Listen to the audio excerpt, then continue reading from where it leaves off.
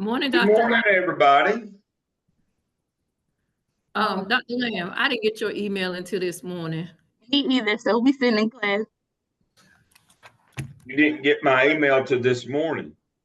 Right. Because I check Blackboard all the time, but I very seldom check my email.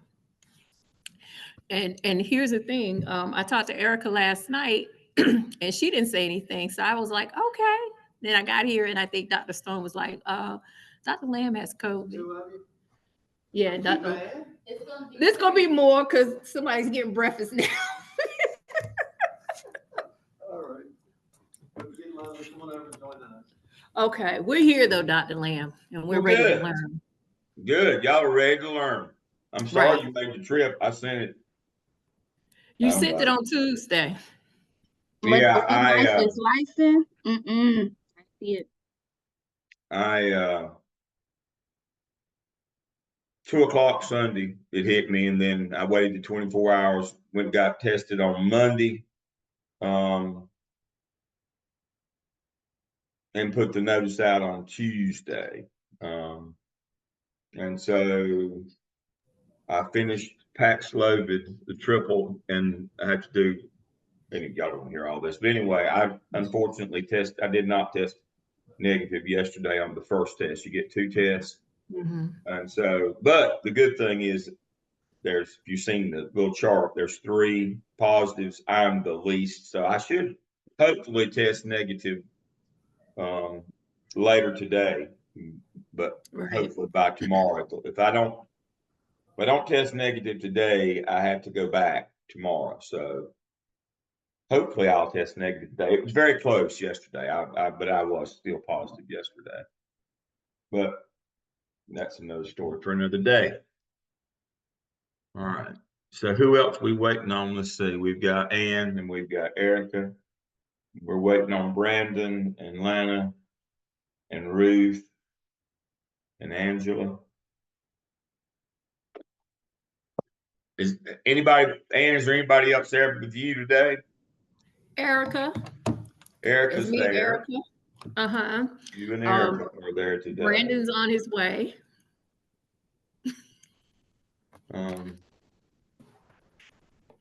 Brandon's on his way. I haven't heard anything from the other 3, so. All right.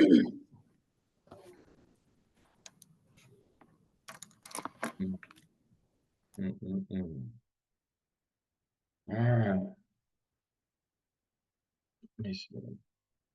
Let me share my screen. I've got 9 o'clock. Thank you for that chapter 3 information. You're welcome. We'll go over that today. What have I got here? This document that I have right here, I already had uploaded 10 effective steps to write a good literature review, chapter 2. I love what it says right here. I've got it in blue, but I'm going to click this so it'll go off where we can read it. I'm going to make it a little bit bigger, I hope. This is good because I just submitted my chapter 1 and I have a solid chapter 1 now. Yeah. So I can move forward. Yeah. But right here is what I really like about this tells you how to write a chapter 2. But this is really important right here. It says the methodological rigor of the postgraduate student's research is helped by a strong literature review. By analyzing the earlier research and choosing acceptable research methodology, measuring equipment, and data gathering. I can't say it strongly enough how important it is to look at methodologies, use other validated instruments, look and see what other people did for their methodologies. That's where you really need when you're doing. That's why chapter 2 comes before chapter 3. It's really a good idea. Dr. Lamb, our other classmates just walked in. Good.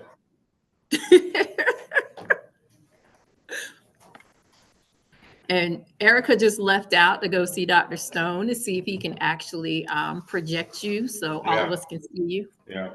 Yeah.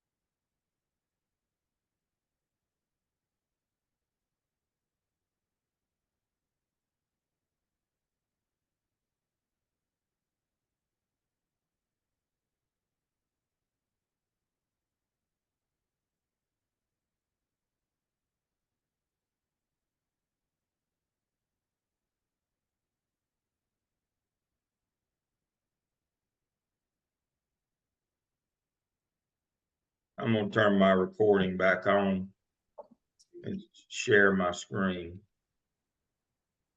All right. So this document is contained, we've already looked at it. I'm going to do a brief review of this. So our dissertation section this morning, we're going to talk about chapter 3. And you say, but Dale, this says 10 effective steps to write a good literature review. That's chapter 2. But what it tells you is the best thing you can do for your methodology is to read previous studies, what they did in their methodology. And so just like you can see what method they used, you can see what instruments they used, and get an idea, are there instruments out there to collect data with? That's what chapter 3 is about. It's about using validated instruments to collect data to answer your research questions. That's what chapter 3 is about. So if we look at the alignment table, we look at this document right here.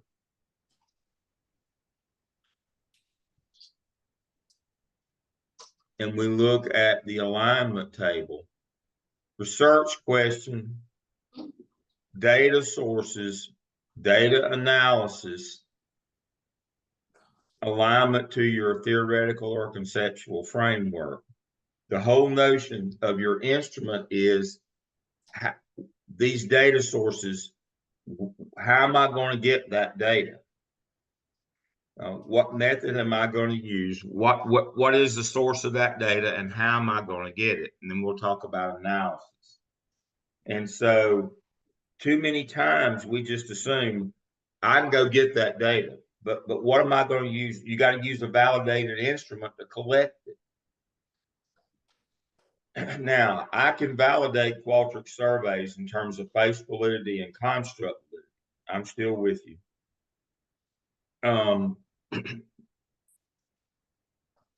But content validity comes from the literature. Let me say that again. The first of the validities that we have to worry about is content validity. Are we measuring what we're supposed to measure? Is this what will answer your research question? Is your instrument, does it measure what it purports to measure, which relates back to your research question? Again, you find the right one here. This watch is a validated measure of time. So if I want to know what time it is, if I want to time myself, just like I needed to time myself for 15 minutes yesterday, I need a watch. I need a certified chronometer if it matters. Now, I could use this watch if it didn't matter. I mean, I just needed roughly 15 minutes yesterday. But if I was doing something that required a measure, a validated measure, I'd use that one. So your first goal in chapter 3 is you start with your research question. What is it I'm trying to answer? Right here, research question. What did from my literature review and my problem statement, all those things, what are my research questions? Now, what data will I need to answer them, which means what instruments am I going to use to collect my data? Now, it's not always survey, as you know. There's other, so this is where we talk about quantitative and qualitative. There are two types of data families, two families of data. Last semester, when you had 736, you explored each of those families of data. You had two different professors. One talked to you about quantitative, measurable things. The other talked about qualitative, interviews, observations, documents. You can use one or the other. You can use both in combination in a mixed design. There's 4 different types of mixed designs. There's explanatory, exploratory, experimental, convergent. There's 4 different types of those. And you say, well, Dale, why do I pick? Well, each of those has their strengths and weaknesses, but looking at previous studies, just like it said right there, and that how to conduct a good literature review. Reviewing previous methodologies is a part of that. And then for your methodology,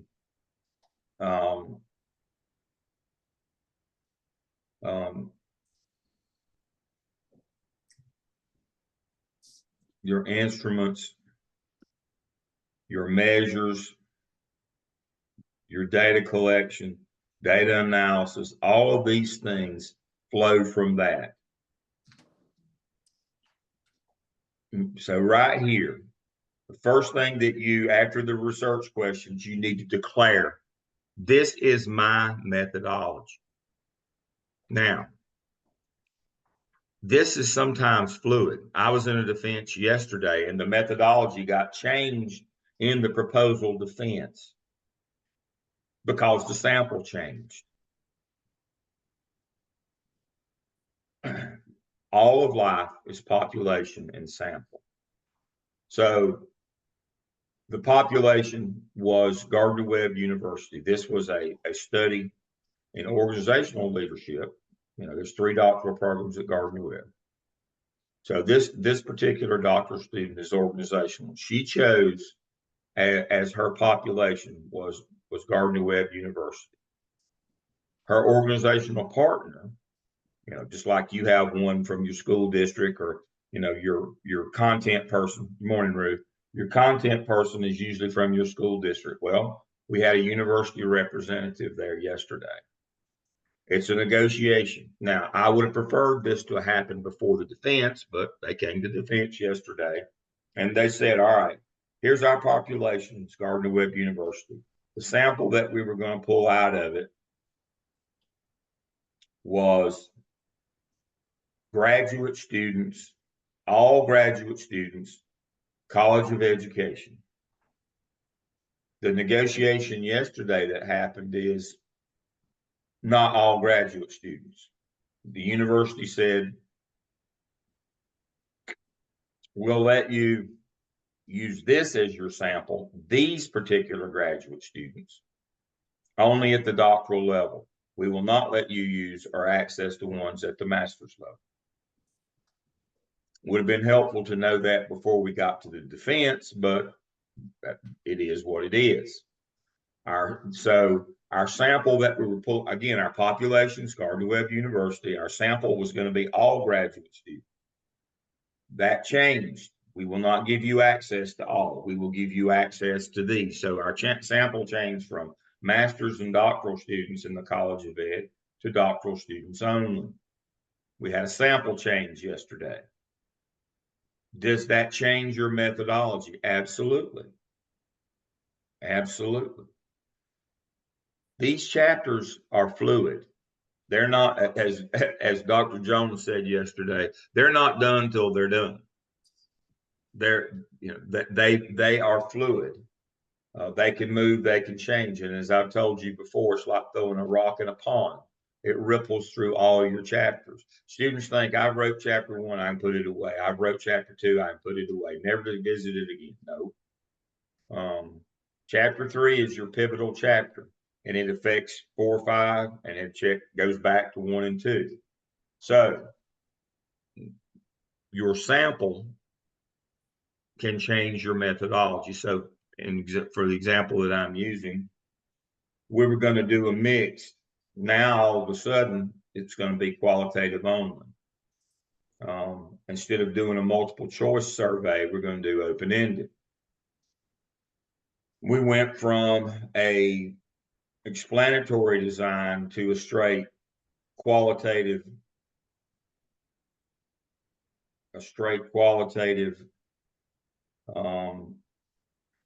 explanatory design, explanatory only, and only qualitative. That's what that entailed yesterday. We needed more data from these people. Smaller sample size, got to get more data from them. Sample size influences things. So I met with one of your colleagues. I met with Kim on Thursday in her chair.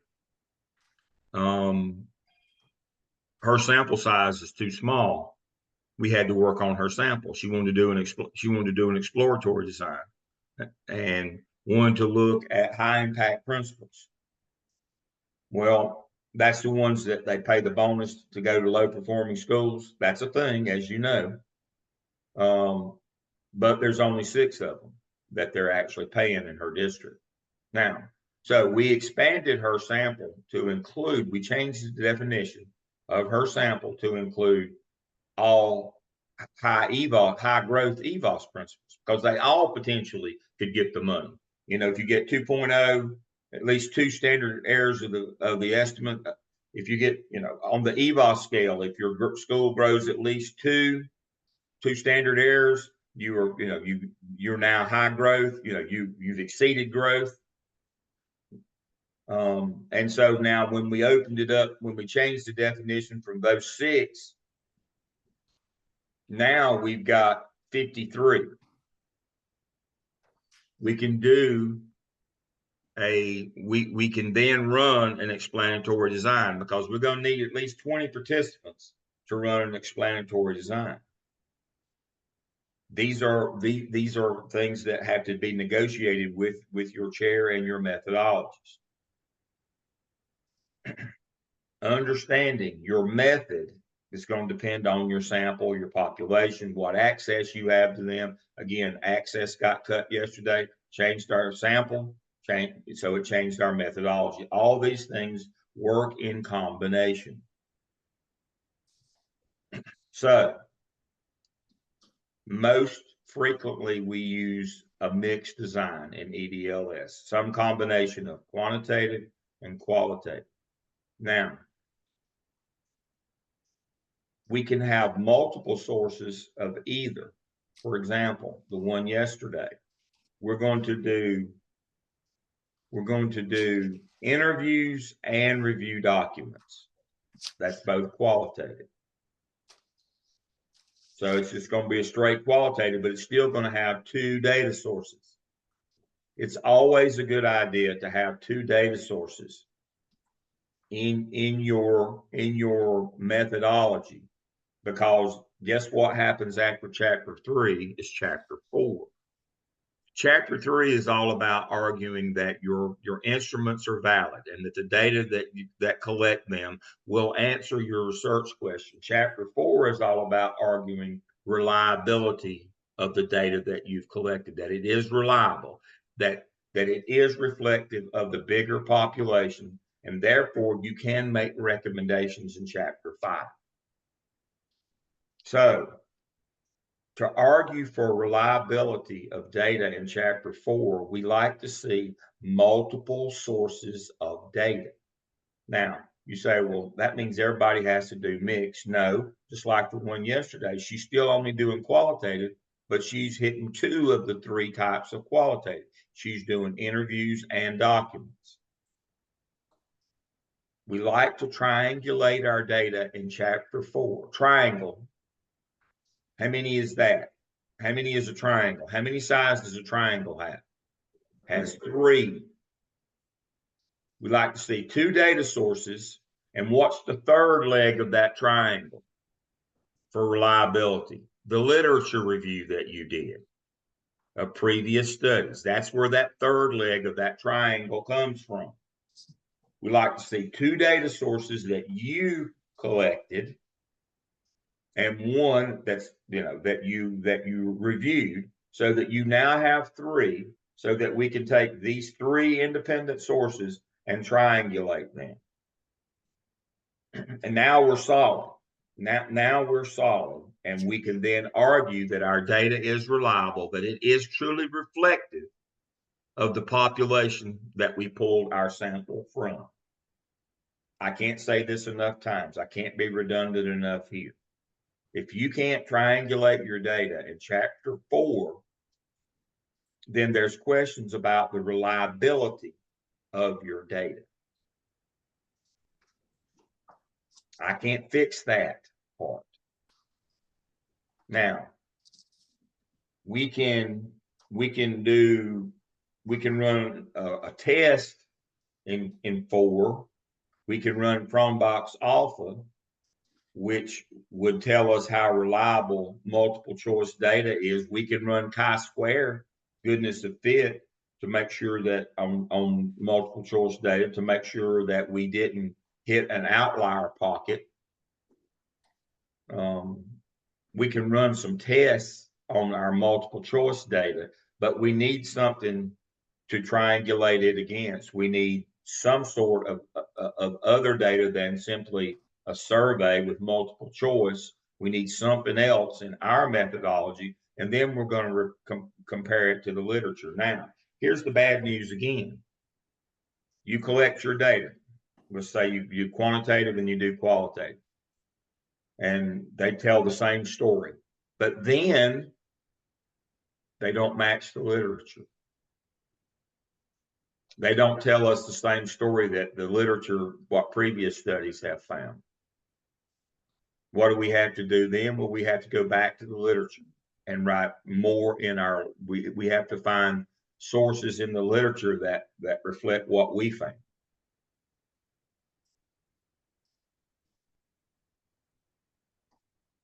One of my EDCI ladies, I'll talk about 2 of them this morning. Let me share my screen on that.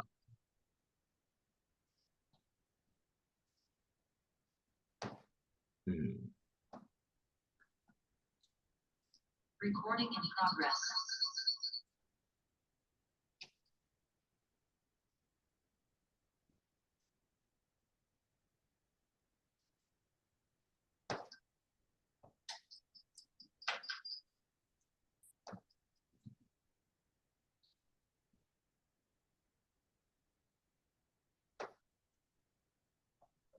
All right, so this is one of my EDCI ladies. So she defended this, not this week, she defended last week. All right. And so she did program evaluation of big ideas math among 3rd grade students. This is a pseudonym.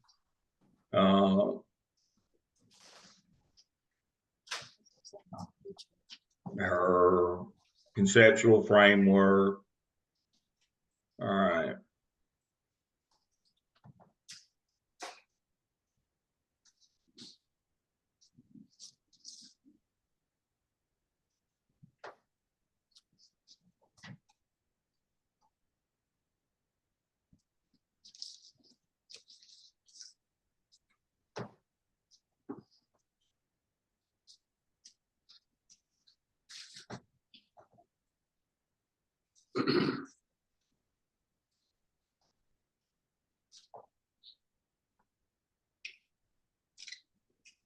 All right. So this study was quantitative only, but we had two different sources of data and we ran two different analyses again. And then we had to compare it to the literature because we had the problem of COVID and it changed the world.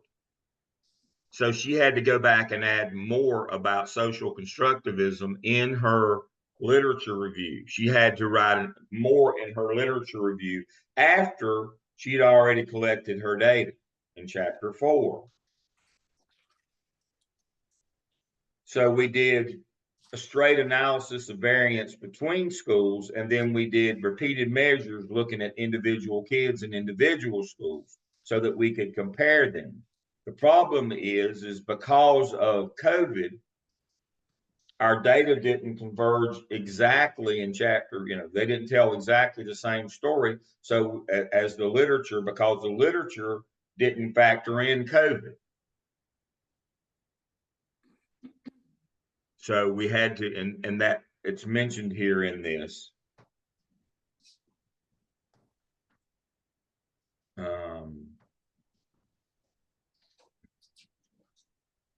Right here, we had to note our exception from the COVID year. We had a gap in our data because of the COVID year. We had a gap in our data. We had to go back and do a lit review and explain what happens when you have a gap. The kids had a gap as well in their learning. Because of that COVID year gap, when we didn't have any data, we also got a gap in their learning, and y'all all know that. Y'all are all school people. Y'all know we had that COVID drop. Well, we had to explain that because our data was not linear.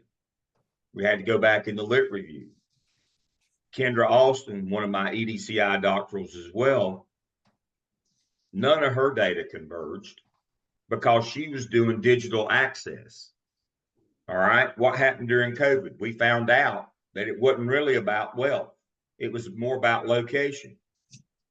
That's not what the literature said. Dude, we had to go back and do a secondary literature review. Hers was pretty much, we had to start all over again. We only had to do a partial review for Melissa to accommodate why we had a gap and why there was such a dip in scores. I mean, when you're doing repeated measures, you're looking at growth. Well, obviously, their growth was not linear like this. It dropped and then it picked back up. We had to explain that drop in our data. Back to the lit review, because our existing literature didn't say anything about there might be a drop because it didn't know that COVID was going to happen. So again, when there's an anomaly or your data doesn't match what your findings are, we have to go back to the literature. I can't say that enough times. And so we need two strong pieces of data that you have collected, and then we're going to compare it now. The question is what are those two strong types of data that we're going to collect to answer your individual research questions? Again, looking at previous studies, understanding the problem. What is it? Looking at your research questions, what is it that you want to know? What data will answer them? That's the first thing that we look at when we're looking at this chapter 3. The very first thing, what are our research questions? What is our method? What we declare what it is. All right, so let's talk about mixed methods. Generally, we do a mixed method. That's the way we get a quantitative, we get a qualitative. Now, you say, but you just showed us one where she did quantitative only. Yep, she was doing a program evaluation of test scores. So we didn't need anybody's opinion. We didn't need to observe anything. We needed test scores. Now, we did them twice. We did them between schools and we did, the kids. We tracked kids for one set of data, and we tracked schools for the other set.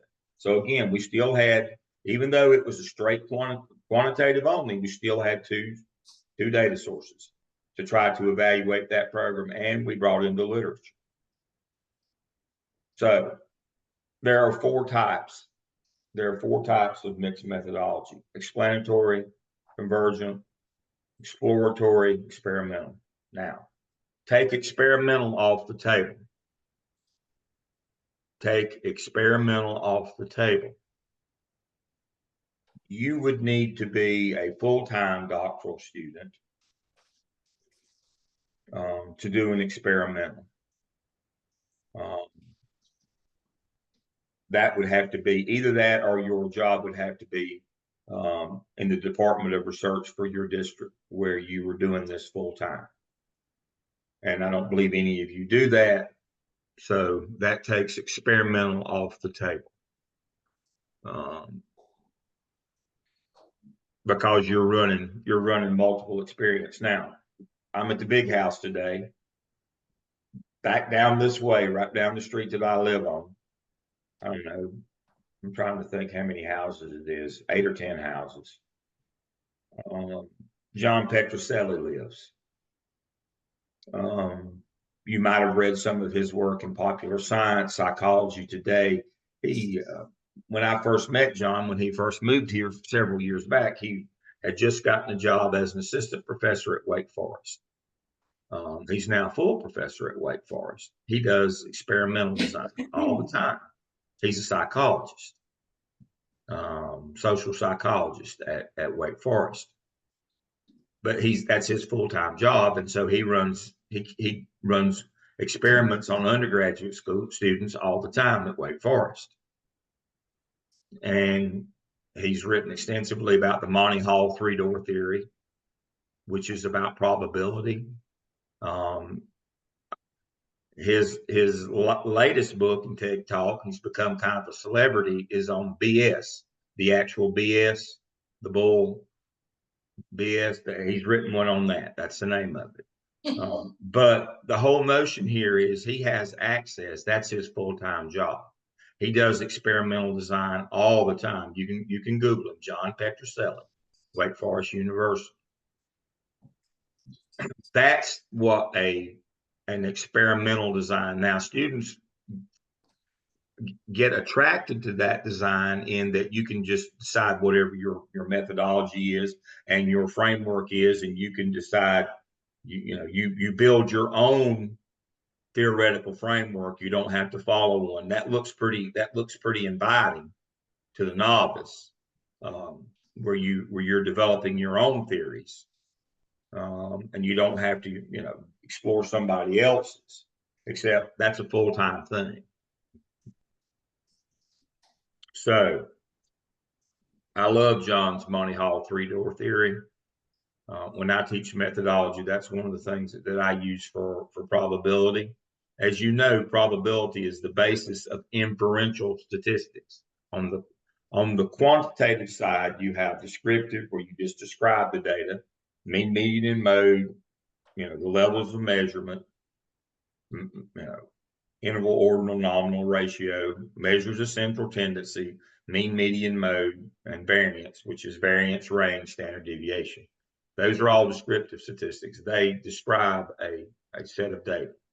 Then you have inferential statistics, where you're trying to infer something. The basis of all inferential statistics is probability. You have to teach students to understand probabilities. Monty Hall three-door theory is wonderful. Everybody understands it. Who is it? Let's Make a Deal. Isn't Wayne Brady the one in charge of it now on TV? But it used to be Monty Hall. And so if we're doing a probability study, and that's what I just showed you. We did analysis of variance, and we did repeated measures.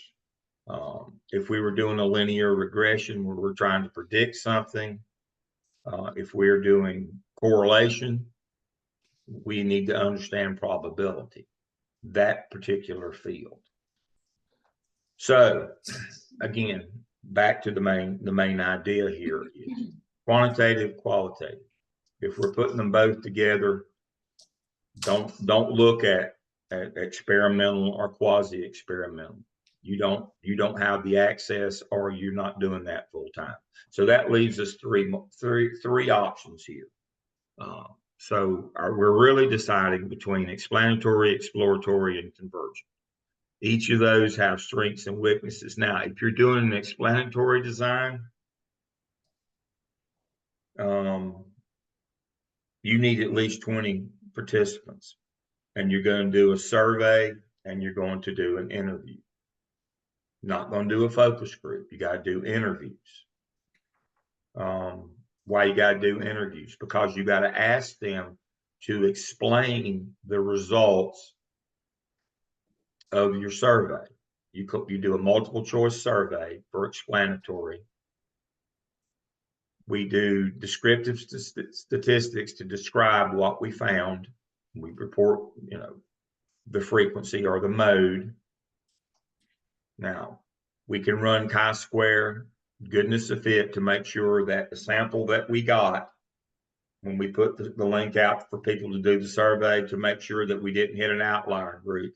We do observed versus expected. We run a simple chi-square goodness of fit to show that this question is significant. Significant, again, is not important. It's statistically significant. That means that we're 95% sure that this data is real, but we didn't hit an outlier group. Didn't occur due to chance or error. And then we take those findings, those descriptive statistics, and we base our questions. And we ask our participants in an interview format to explain why we found what we did and what we can do to fix it. That's an explanatory design. We need at least 20. You can write this down. We need at least 20 surveys and probably about 10 interviews to explain our data. That's an explanatory design. Now, the opposite of that is the exploratory design, where we do interviews first and then we build a survey out of it. So explanatory, it's survey first, then interview. That's an explanatory design. Exploratory is interviews first, then the survey. They do the same thing, just one does it one way, one does it the other. Convergent design is we collect the same data 2 different ways and converge or compare it. It's parallel, convergent parallel design. We do quantitative, we do qualitative, whatever they are, and then we converge them. But we seek we're not getting 2 different kind of data. We're getting the same kind, but 2 different ways. We're measuring 2 different ways and then comparing them in a convergent design. Now, which of those do you pick? Well, it's according to what your research questions are. What are you trying to find out? That's what drives the methodology. That's why it comes first. What are you asking? What are you wanting to know? What have previous studies done to answer questions like these? That's why when I popped up that one about the literature review, it said, look at previous studies to determine what kind of methods that you're going to use. Look at previous studies that had similar research questions to yours. What methods did they use to collect the data? Don't reinvent the wheel. Maybe there's an instrument. We won't even have, it's already been validated. We won't have to validate it. We can validate. We got to do content validity. Again, we got to go back to the literature. This is what previous studies ask. This is the instruments that they use. This is what the literature says is important about this topic for content validity. Or we can use, and then we do face and construct through Qualtrics. I showed you that the last time that we were together, how we go in and do that. and it gives you a past on all those things, a past. But content validity is the first one, and that's from the literature. Now, if you can find an instrument that's already been validated, we don't have to worry about those. We just get permission to use it. But again, as I've told you, if you want to use somebody else's instrument, make sure when you get permission to use it that you ask that you can modify it if necessary. As I told you, I believe I was doing one on access. It was a Title IX study on access, but unfortunately, the survey had 2 random questions about sexual assault and sexual harassment, and the district wouldn't let us do those, so we had to take them out. It is a Title IX access service, so Title IX might have something like that in it. But now the district was not interested at all in us asking those questions. So once you determine, those are your mixed designs that would be available to you. Explanatory, exploratory, and they employ the same methods except in a different order. Explanatory, quantitative, or survey first, interviews second. Exploratory, exactly the opposite, interviews first, then your survey. And then convergent, you can do survey, interview, survey, focus groups, and then compare the two. But you got to ask the same kinds of questions. You're collecting the same data to compare it. Now, focus group versus interview. If you're doing a perception study, you don't use focus groups because perception is an individual thing. I get asked that all the time. Should I do interviews or should I do a focus group, which is a group interview? Well, are you doing a perception study? Are you just looking for perceptions of this problem? If you're looking for perception, then that's an individual, it has to be interviews. But I have students all the time who say, I just want to do a focus group, it's a lot quicker. And not nearly as much analyzation in chapter 4. I only have to look at 1 transcript. That is true, but it doesn't fit your study. Now, Kendra's study, we did 3 focus groups.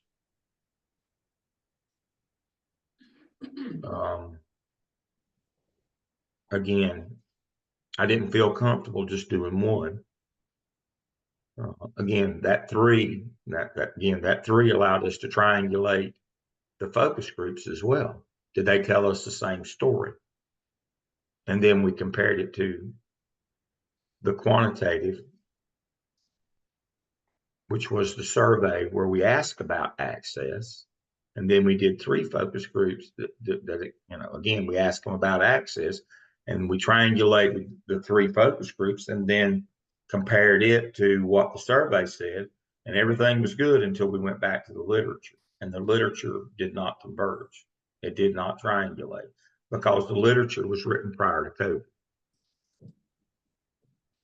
We felt solid on our literature that, on our data from our survey. We felt very solid on our 3 focus groups. They all told the same story. Our survey told the same story as our 3 focus groups, and we were galloping toward the finish line until we compared it to the literature. The literature was written prior to COVID about digital access. It didn't factor in COVID. It basically said it was a race and money thing. It wasn't. Not after COVID. During COVID, we found out it was the wealth of your district.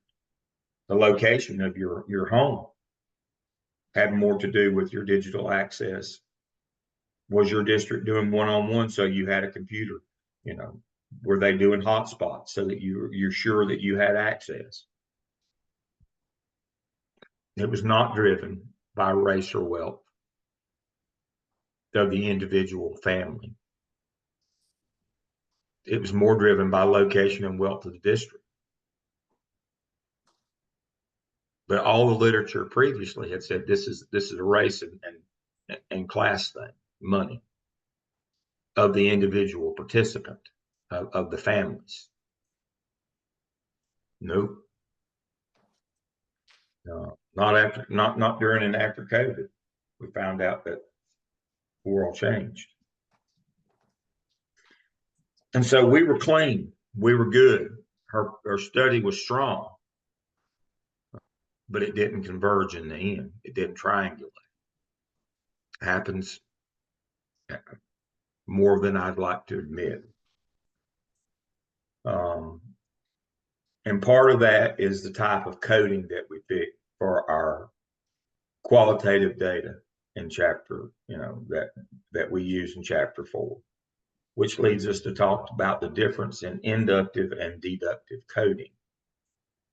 All right, so when you get your qualitative data, whether it's open-ended questions that you surveyed, or whether you did interviews, or whether you did focus groups, that produces a transcript. Again, qualitative is not about numbers. It's trying to seek and make sense of the world, to explain the world. All right, but from these people's perspective, we do thematic analysis. We pull the themes from that qualitative data, those interviews, or those focus groups. We pull those themes out. We can do it one of two ways, with inductive or deductive coding. All right, so let's start with deductive coding. From the literature, you determine what are the 5 themes from the literature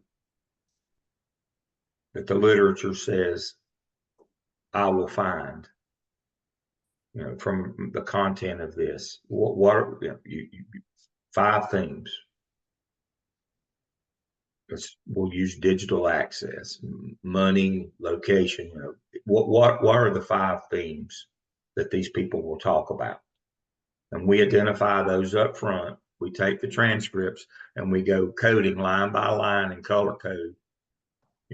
This matches that thing. They said this. This person said this. This matches that thing. This matches that. That's deductive coding, where you identify 5 themes up front, and then you find statements in those transcripts that match that. Now, that you are, if you're not biased and you're ethical, but generally you're going to find the things you're looking for, and your data is going to converge. But now that's a very long and involved process. The corollary to that is inductive coding, where we pay our money and take our chances. We use software. I use NVivo, NVIVO.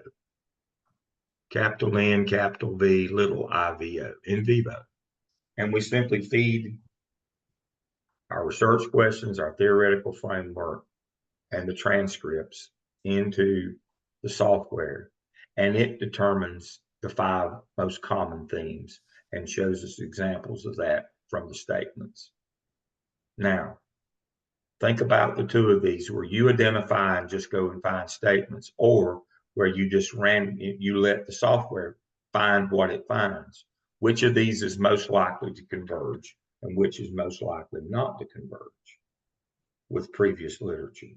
Unfortunately, the inductive coding is a lot quicker because it does the work for us, but also it finds what it finds.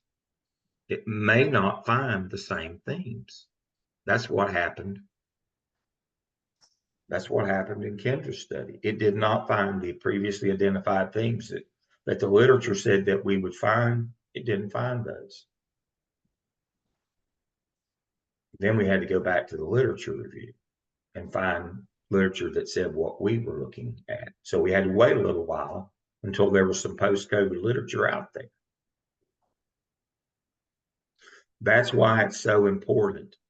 And people get mad. I wrote my literature review and they made me rewrite it, or they made me write more. They said I didn't have enough. I didn't have enough current references from the last 5 years. Why do you think they make you do that? The more recent your literature is, the studies that you've done in the last 5 years, the more likely your data is to converge and triangulate in chapter 4. Remember, we got to compare it back to your literature. So what they're telling you is, if you will do chapter 2 this way, you'll be a lot more pleased in chapter 4 when you get there. If you've used current literature, much more likely for your data to converge or triangulate in chapter 4. Remember, we're going to take our 2 data sources that we collected and analyzed, and we're going to compare them to the literature in chapter 4 for validity, for reliability. The more current our data is, in terms of the data we collected is imminent. I mean, it's right now. It's very current. But if we try to compare data from today to data from many years ago, the likelihood of it converging is greatly declines. So we always have to circle back to our literature in chapter 4. Did our 2 data sources tell the same story as what the literature tells? And again, if we're doing inductive coding with in vivo for our qualitative, you always have to code your qualitative data. You have to find the themes.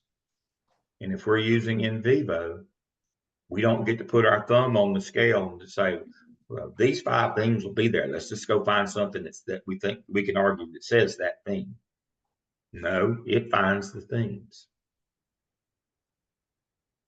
And then shows the statements that support that.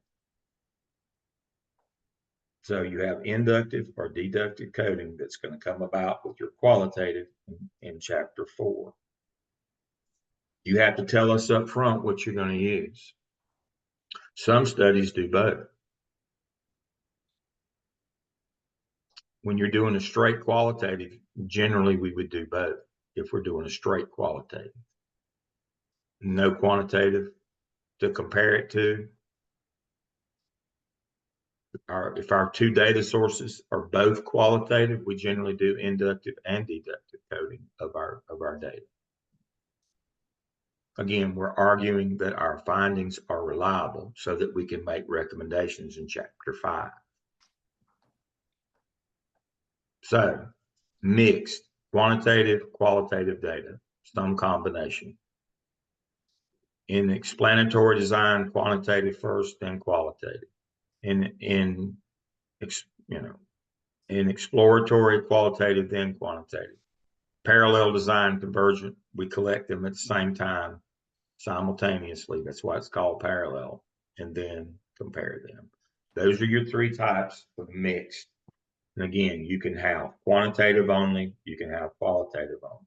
If you're doing qualitative only, you could look at Presswell, you can have case studies, you can have phenomenologies. Phenomenology is lived experience.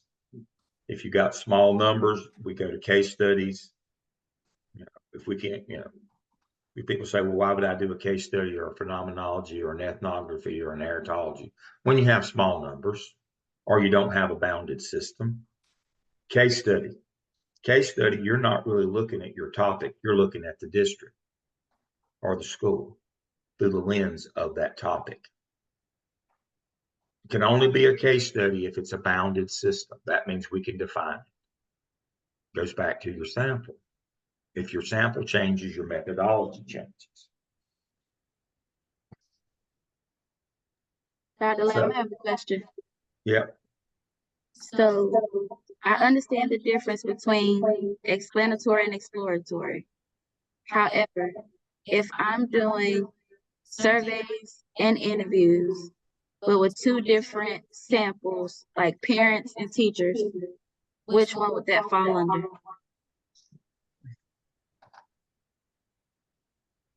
Like parents getting the survey and interviewing the teachers.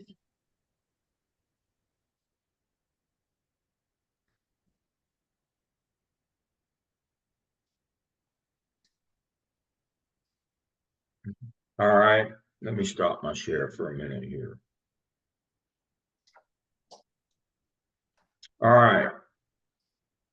Why are you collecting data from each of these different groups? That's the first thing I always start with. Why are you collecting data from two different groups?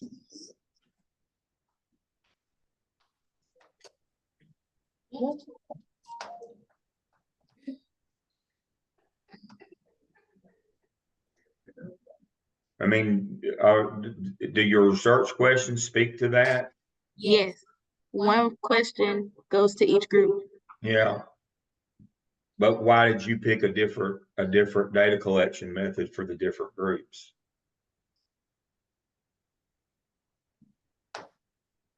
Because I was talking about it with some people on my committee, Uh-huh. and that's what they suggested. Uh-huh.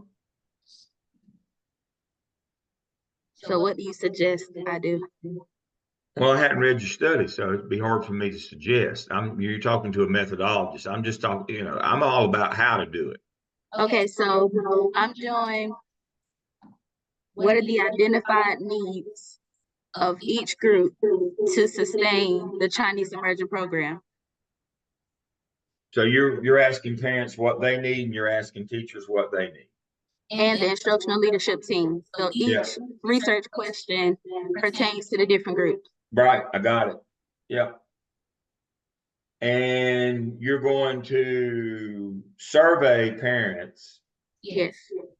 And interview everybody else, because that was a smaller sample. Because you have access to them. Yes. All right. And then, so you're going to do a quantitative survey. Is your survey for your parents, is it open-ended or is it multiple choice? It's going to be a little both. Excuse me, going to do both. Or should I just do one?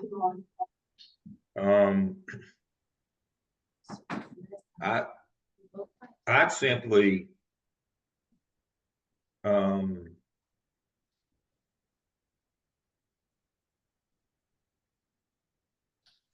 now when you say it's going to be both, did you set it up as a convergent design or an explanatory design? Did you set your survey up that way? I haven't set up a thing. All right, so here's the two ways. We'll start with your parent survey. Here's the two ways that if you're going to collect quantitative and qualitative in the same survey. Okay, got it. You're going to have multiple choice and open-ended. The multiple choice is your quantitative part. The open-ended is your qualitative part. Now, what is the relationship between these two? Do they collect the same data but two different ways, or do they do in an explanatory where we do a multiple choice and then we ask them to explain it, what their answer is? They pick one of the categories. I was thinking that, but can I just do simply multiple choice? Yeah, you can do that. But when you do interviews with the others, for me, the consistency part would be, this is what I would suggest. Again, not having read your study, but just thinking about methodology and what we're going to have to do in chapter 4.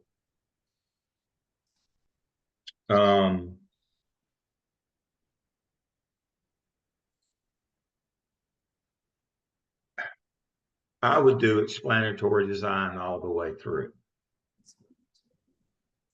That's what I would do. Because, when you start trying to converge data from different groups, the likelihood of a match is not good. You can understand, man, if you never had a study. I mean, if you're asking different groups their opinions that have different perspectives, even of the same problem, they all have a different perspective. That's why we look at different groups, because they have different perspectives. That's the whole point. is that they have different perspectives. If they didn't, we would just ask one group. If everybody thought the same thing, again, so getting convergence on different groups that that they all think the same thing. Ooh, that's hard. Do explanatory, and what you're asking them is, you do a survey that has multiple choice and then has open-ended where they explain basically their choices. And then when you do your other two groups, I'd do a survey and then collect and do interviews with them. Again, you'd have quantitative, qualitative, and an explanatory design. This way you don't have to have access to interview parents. It's just, this is this way you've got quantitative and explanatory design and that explains it. And we've got the perspective of the same problem from 3 different groups. We've got quantitative and qualitative from 3 different groups. Just do a survey that has multiple choice and open-ended in it for the parents. You could do that with the other 2 groups as well, or you can just do the multiple choice survey and then do the interviews. But you need to be consistent. My light bulb just went off. Okay, I'm sorry, you're echoing. I said I got it. My light bulb just went off. Yep.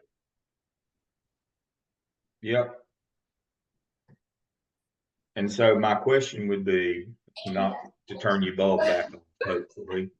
My question would be, do you really need, well, I like interviews because you can tease out answers a little more, but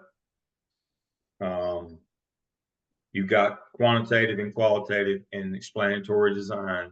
We set up the survey of the parents where we're not asking them 2 different, the same thing 2 different ways. We're asking them, to make a choice, on a Likert scale. And then we ask, explain why you disagree with this statement, or if you agree, why it is this way. We just make sure that our questions are explanatory. Same thing for, we can just do multiple choice only. And then when we do our descriptive statistics, when we interview the other 2 groups, here's what we found. Why is it this way? We're asking everybody the same thing. What's the current state? Why is it that way? What can we do to fix it? That thing. We're consistent across the board. I prefer an explanatory design. Again, if we do a convergent, parallel convergent, we risk what we already know, that these people have different perspectives and our data won't match in chapter 4. We set it up this way, it doesn't have to match. We can explore the differences. In an explanatory, it doesn't have to match. I've told you before, I prefer explanatory designs because of what happens in chapter 4. So yeah, I think you got it. Yep. This is Ann, can you hear me? Yeah. Okay, great. So based on what Erica just asked you, would I be doing an explanatory method, because I want to do the questions, the survey first, like we talked about the last time, and from that survey, participants will choose if they want to interview. So yeah, it would be my mixed method. Correct? Yeah, you're wanting to know why. In the end, what you really want to know is why. Yeah, it's exactly what yours is. So then, and because of your sample, because nobody's going to let you run that in their district. right. Sorry to be the bearer of bad news. Right. And you're doing a snowball sample. Can't be a case study. Again, when your sample changed, your methodology changed, but actually, this is better. Okay. Than a case study. I'll just tell you right now, case studies longitudinal, and it's over time. And when people talk about doing case studies because they have small numbers, again, I can't say this enough time. Case studies of a bounded system, which, and that's the first rule. But what it also tells us, if we're paying attention, we're not really studying the problem, which your problem is lack of African American or black males, whatever vernacular in education. If you're doing a case study, you're not really studying that. You're studying the school district and why there aren't black males in that district. That's a different take. That's a different perspective than just in general why there aren't. And what you're wanting to know, and that's why districts don't want you doing that, and those are those topics.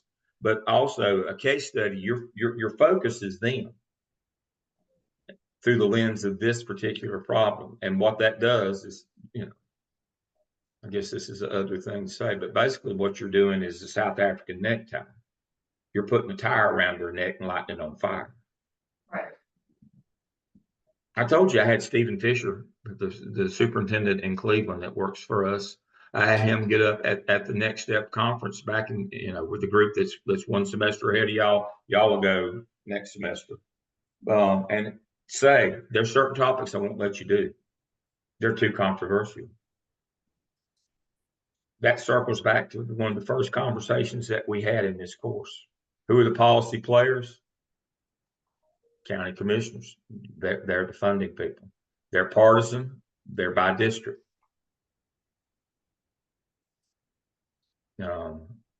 If you touch critical race theory, intersectionality, diversity, inclusion, you touch any of those things, especially out in the more rural areas, the county commissioners will light you on fire. I mean, they're not neutral and unbiased. Their races are partisan and by district. They're not there to serve everybody. They're only there to serve their constituency, their tribe, their party. I understand that. And so nobody is going to let you do this. Just like Kendra's, the basis of hers was critical race theory, intersectionality, that particular pillar, where she was arguing that people's race and their wealth had to do with their access to virtual learning.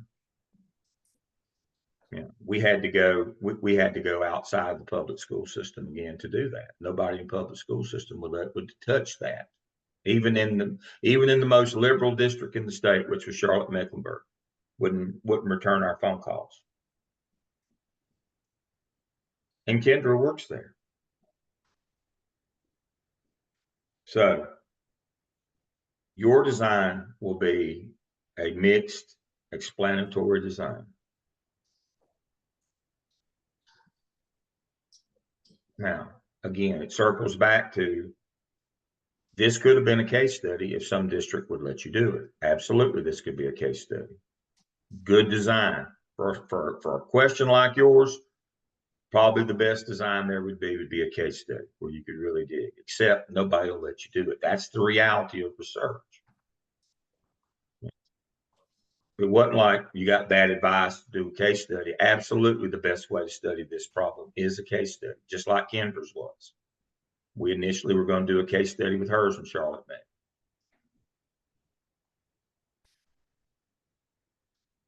May. And part of me as a methodologist, I'm just an operations person. I try not to think. It hurts the team. How's this going to work? I'm all about how can we make it work? What is the reality of, can we get, I have one that said she could get 70 surveys. She got 7.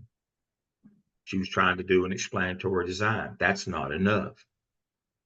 That's only, we need 20. If we're going to do an explanatory design, we need 20 survey respondents. And we need to be able to do about 10 interviews.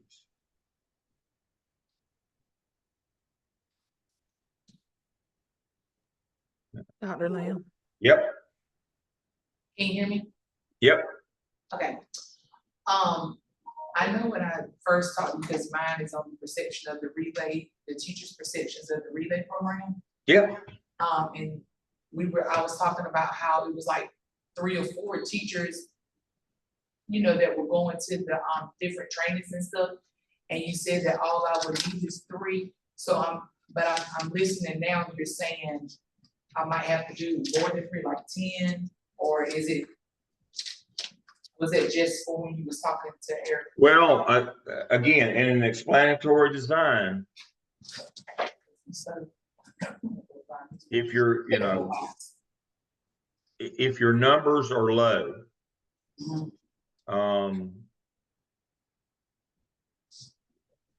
you got to get them all. Okay. Now, if only 3 teachers went, how many do we have to have participate in our sample? All of them. And we can argue that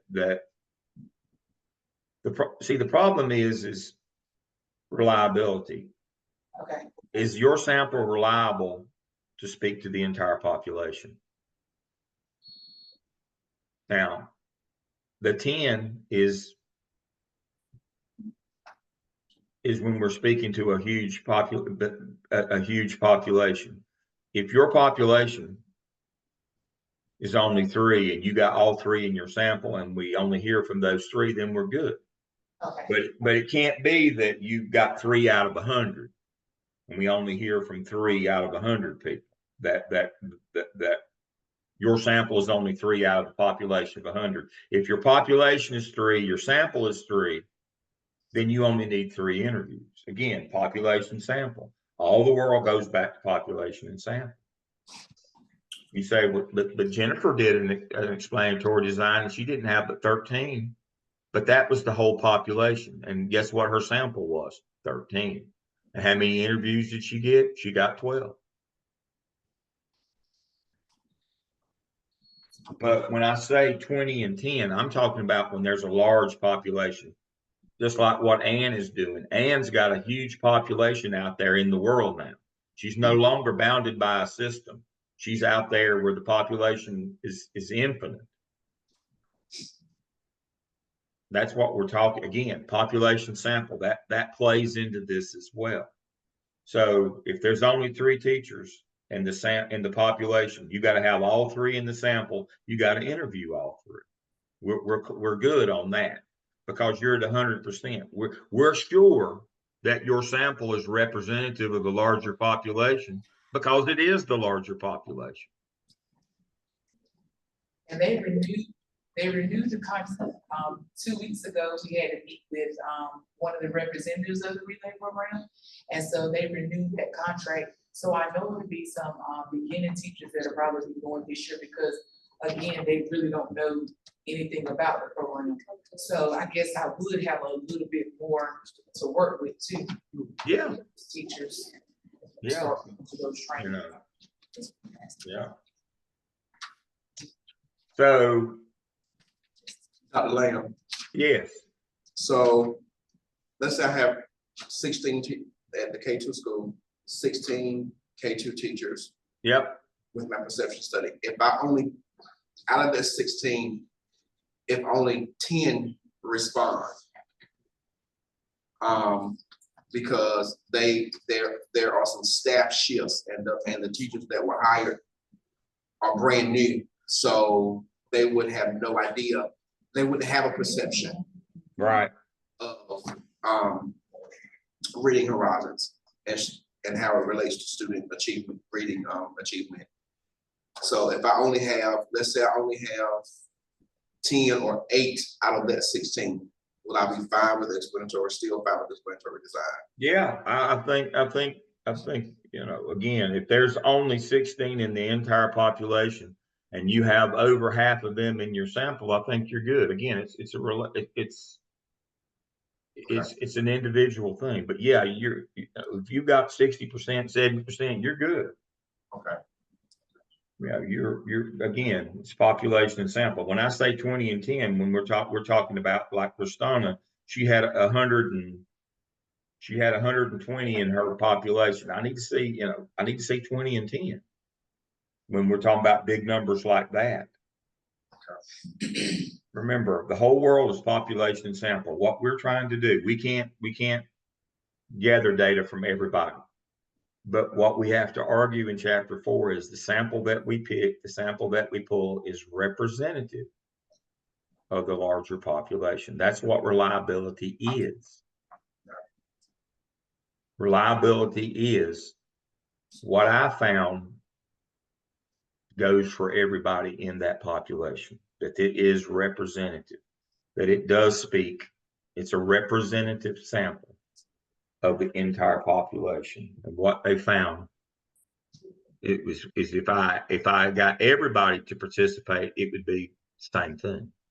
That's what reliability is. And that's what you have to have is reliable data, because you're making recommendations not only for the sample that you pull, but for that population. That's what you're doing in chapter 5. Now, if you were doing a DIP, the dissertation in practice, like the folks do in organizational leadership, people ask me all the time, what's the difference in dissertation and practice? Nothing really, except they can speak just to their organization in 5. They don't have to speak to every organization that looks like theirs. You have to speak to everybody. You're an EDLS. You don't have the luxury of just speaking to your sample only. You have to speak to the population that it's pulled from. That's the difference. So this is the sticking point for us. You can say, but Dale, y'all did this. Yeah, but they were doing a DIP. They only had their recommendations only had to be to their organization, but they have to add another level because they get an easier time with that. They also have to add another level. They have to do an action plan implementation out of their recommendations as well. So if we're only speaking to one organization like they do, yeah, it makes 4 easier, but it makes 5 a lot harder. Because they sometimes have to pull in a theorist just for chapter 5 on how to implement. Somebody like Darling Hammond on how to do professional development.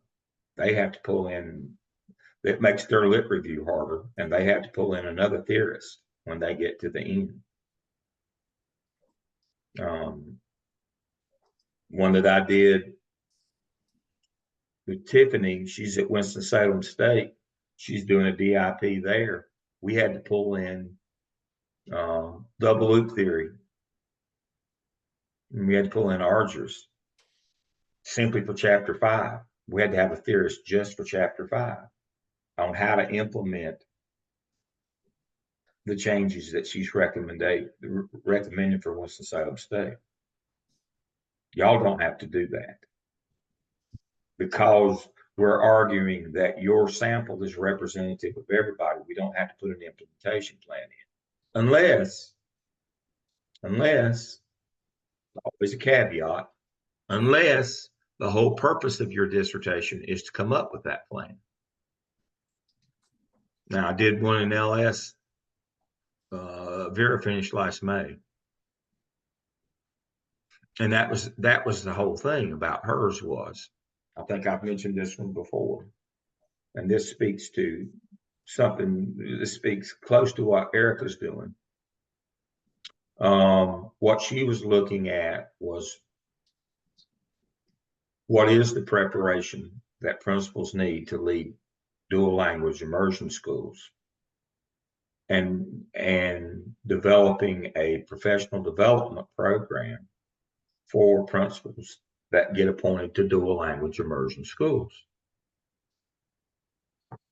For the last 14 years, I've been involved or have run the MSA program at Gardner-Webb, largest one in north of South Carolina. Thousands of people come through. We take hundreds every semester. I was on DPI Zoom yesterday. I go to Raleigh once a month, not because they like me, but we're the biggest player in private schools. We're bigger than the state schools in the game. But we don't have anything about training people to be dual language immersion principals. We train you to be a principal. That you go to some sort of public separate, that's up to the district to train you to do that. We can't train you to do everything. And that's what we were working on yesterday is clinical experiences. with DPI. Derek Jordan's assistant superintendent, Catherine Truitt, now that she's got primary, she doesn't show up anymore. So Jordan's there.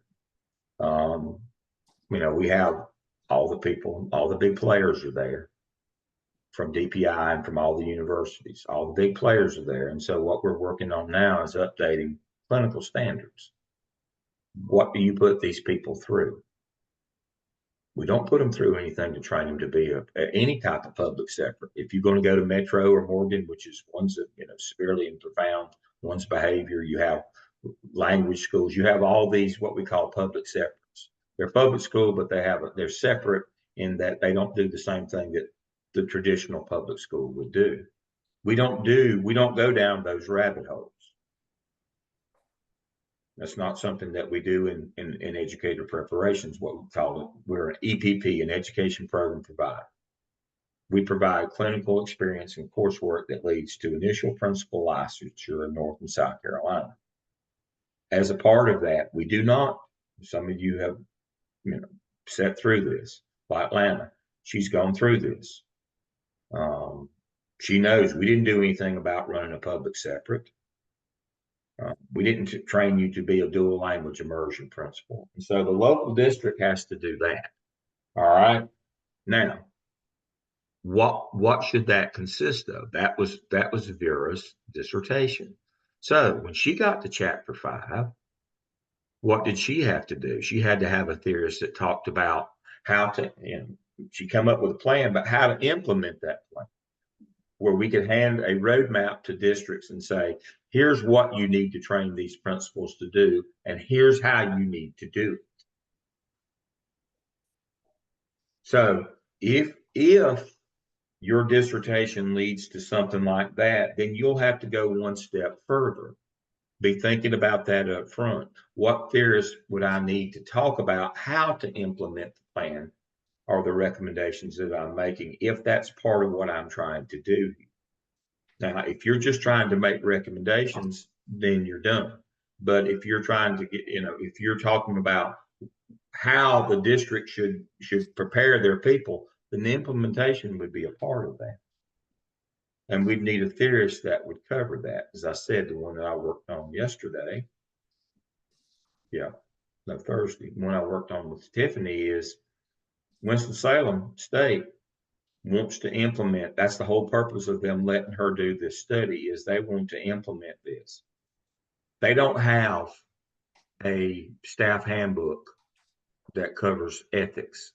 The faculty does, but the staff doesn't. So guess what they want to do? They're trying to develop an ethics handbook, policy and ethics handbook for their staff, their non-faculty. They want to know how to go about doing that and how they would implement that training. That's what they're interested in, is developing a policy handbook, and then more importantly, they just take the one they've got from faculty and just adjust it. But how do you go about implementing it with your staff? Vera, what should we be training these dual language principals to do, and how do we train, then how do we implement that training? If your study has that extension piece in it, you got to have a theorist that speaks to that as well. We've also got to figure that out, to make sure in chapter 5, when we have our recommendations in 4 that come from reliable data that we generated from 3, and then we made recommendations in 5, if we then have to extend those recommendations to an actual plan of implementation, if that's part of what you had to agree to get your partner to let you collect data, then we need to understand up front that we have a theorist. Now you say, well, why would I want to do that? Well, sometimes that's the price that your partner charges you to let you have access to the data. And what I'm finding more and more is data access is coming with that price. Now, I implore my organizational people, don't promise that you'll be the one that implements. You hand them the plan and run. Now, I did have one that did it because it was a highly controversial thing. You know, zoning, like for businesses or residential, commercial, agricultural, zoning is a really hot topic. So one of my organizational leadership folks, David Williams, he does that for a living in Gaston County, and he was doing his dissertation in Union County because of the ethical concern. So we had him move counties, but part of the deal to let him have access and collect data is that he had to be the one that implemented all of these meetings and public, those public notice signs they put up about zoning. He had to be the one that ran the zoning for them because of the public backlash that you get.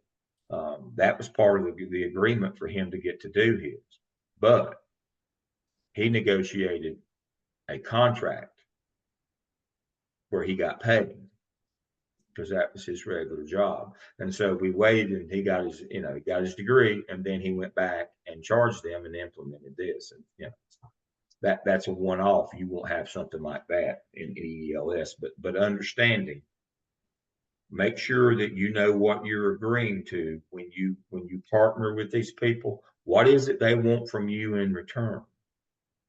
Again, the one yesterday, she partnered with Gardner Webb, and what they wanted is you can touch these people, but you can't touch these. We'll let you collect data from this group, but not that group. What is it that you are agreeing to? Because that has implications in these chapters. It has implications in your methodology. It has implication in the instruments we're going to use and what form it's going to be. All these things are interconnected, all of them. That's the part that you got to remember.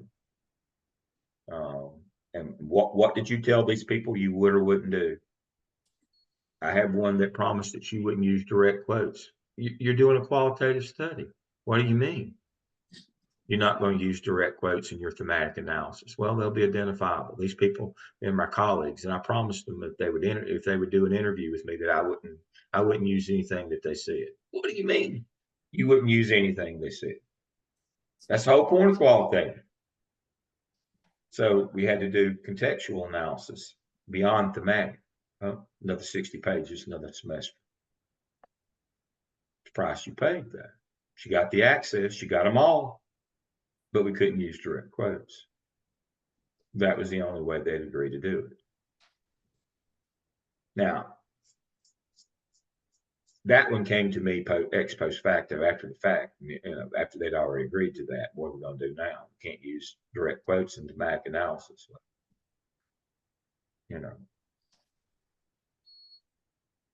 We did a contextual analysis, which is much deeper. It's much longer, much harder. It's more longitudinal. Added another semester to do that analysis. And so we were able to pull it off. But again, these decisions have impacts in terms of time and what you got to do.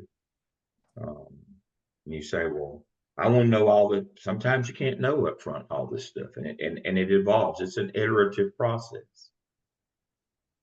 It's nobody's fault. This is how it goes. It iterates on its own sometimes. So back to our document here. Avoid stacking headings, put one on top of the narrative in between. Setting. Okay. Again, this is who's going to let you come and do that. What's your setting? That's going to be your population, and then your participants is your sample. Who are you going to pull out of this setting? So the setting is your population. That's where your population resides. So if Erica were going to do Charlotte Mecklenburg schools, that would be the setting. The population would be all the teachers, and then the participants would be the third grade teachers. You understand how that works. The setting contains the population, and then the sample, the participants, are pulled out of the population. What data sources are you going to use? We talked about that. What instruments are you going to need? Again, see right here. So if my setting is you know, just multiple African-American male teachers, what would be my setting being that? Your setting is the United States of America, is the public education system. Okay. And then from that, you're going to pull your population, which is African-American males. And then you're going to pull the sample, and it's going to be, and they're going to randomize themselves. Okay. Basically, you're pulling a convenience sample. You're not selecting them, they're selecting you. Gotcha. Pretty simple. And see, the beauty of that, Ann, is you don't have to justify your sample in terms of why you picked who you picked. They self-selected. Very clean, very easy. Like it, like it, like it. You know, the EDCI people are have finally discovered convenient sampling, snowball sampling, and they're really running with it. They like it. You know, you can avoid the politics that way of who will let you do what, and you don't have to say, you know, one of the ways that you can kind of put your thumb on the scale of outcomes is by who you pick to be in your study. This way, there is none of that bias. You didn't pick these people; they picked you. You know, that's one of the ways we control for bias. And you know, that's just like in we could Google it right quick. In the very early 80s, Detroit Tigers won the World Series. Their manager was George Sparky Anderson. He had won all those World Series with the Cincinnati Reds, but then he went over to the Detroit Tigers and he won one there. And so I took my high school baseball team in the early 80s to see George Sparky Anderson. He was speaking at a clinic at UNC Charlotte. And when we got there, you know, they had different instructors, and you know, they were having a day. And so, but the high school baseball coaches, we got to do a private, you know, group session with Sparky Anderson. You know, we're going to get the wisdom from this you know, this baseball maven. And Sparky would not, he didn't do banquet speaking. He did small group. We were in the room with Sparky. And he said, it's about the players. Well, what do you mean? He said, if we go down to the local playground and you pick the best 9 players and I get the worst 9 players, you'll beat me most every day. If you get to pick, you'll get what you want. Sparky understood that. That was 45 years, well, 40, under how many 40, I think that was 42 or 3 years ago that I was there with George Sparky Anderson. But nothing truer has ever been said of population and sample. If you want to control your outcomes, you control who you pick, who your players are, who your sample is. And that's why you have to explain your bias. That's why you have to speak to limitations and delimitations and bias. If you picked your sample, how'd you go about picking them? How do we know you didn't pick the best 9 players or the 9 that you know, to get the outcome that you wanted? Using a convenience sample, like Ann is using, there is no bias. They self-selected. You didn't select them. Now, Brandon's going to have to speak, you know, but Brandon shouldn't have any problem, nor should Lana have any problem if they picked everybody. That's why I said you got if you pick everybody, we're not so concerned with your numbers if you pick everybody. But when you start talking about picking a sample from a population, and it's the smaller the group, the smaller the N, the more biased that can be, the more likely you hit an outlier group that what they think is not representative of the larger, what your sample thinks is not representative of what the larger group thinks, the population, in a perception study. But if you've got everybody, then we don't have to worry so much about bias. Or like Ann, which is smart, we're doing a snowball convenience. We don't have, they pick themselves. But again, it goes back, how did you get your sample?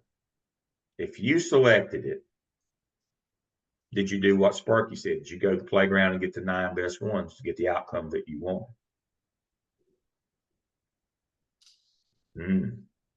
Not good. Not good. See, all these things are fluid. We got to argue down the line, all these points. When we get to IRB in the Office of Research, we got to start arguing this stuff. Because they want to know, again, back to our document.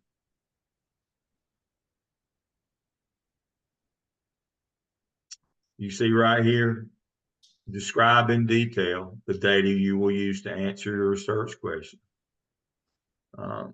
Relate your data sources to each of the individual research questions, Erica. That's what we were talking about with you a minute ago. Why do you need this? Now, try to be as consistent as you can.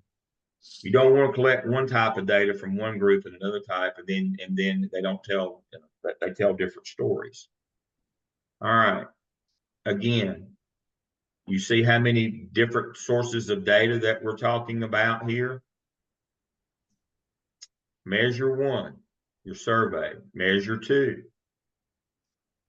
We need to see at least 2 measures that you're doing. Measure 3.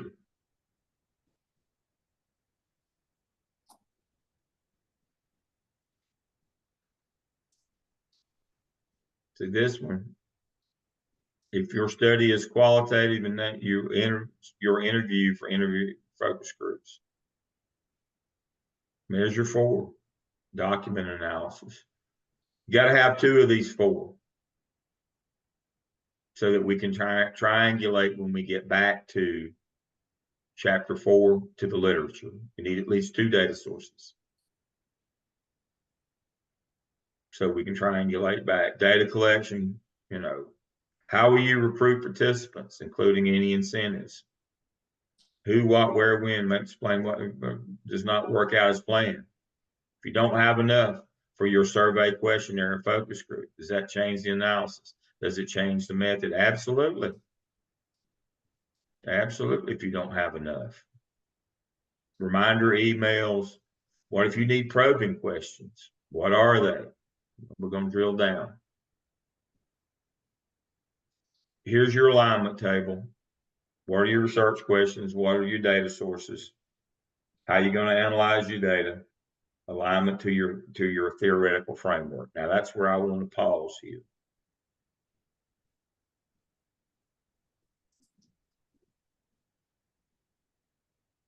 Let's talk about Hertzberg for a minute. Satisfaction surveys.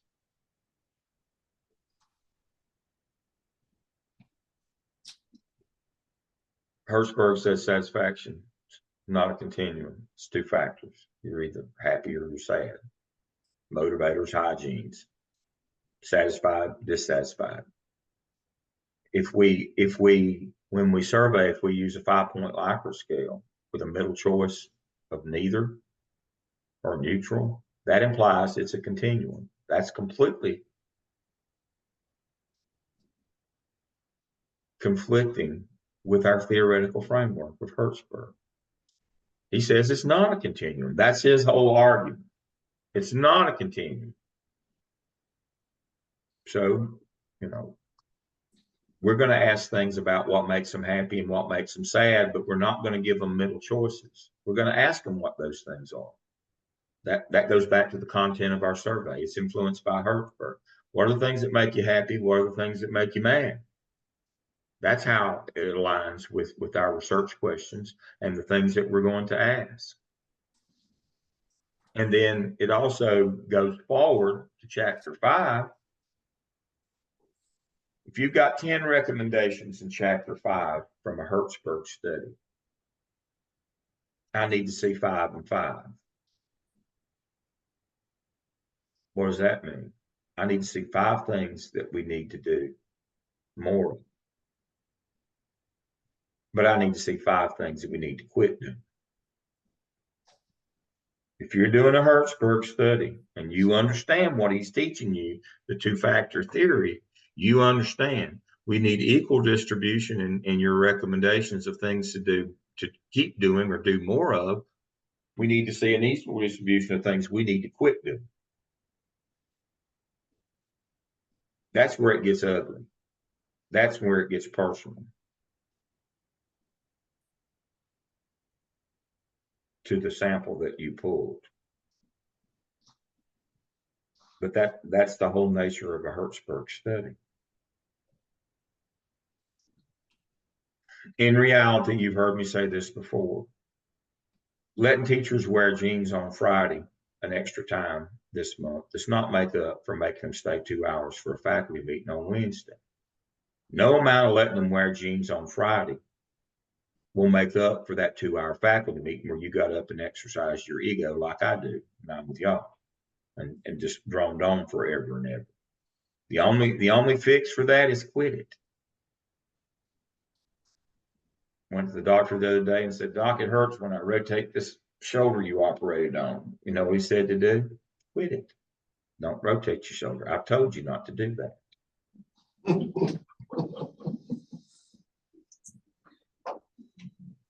Yeah, if you can't listen, you can feel.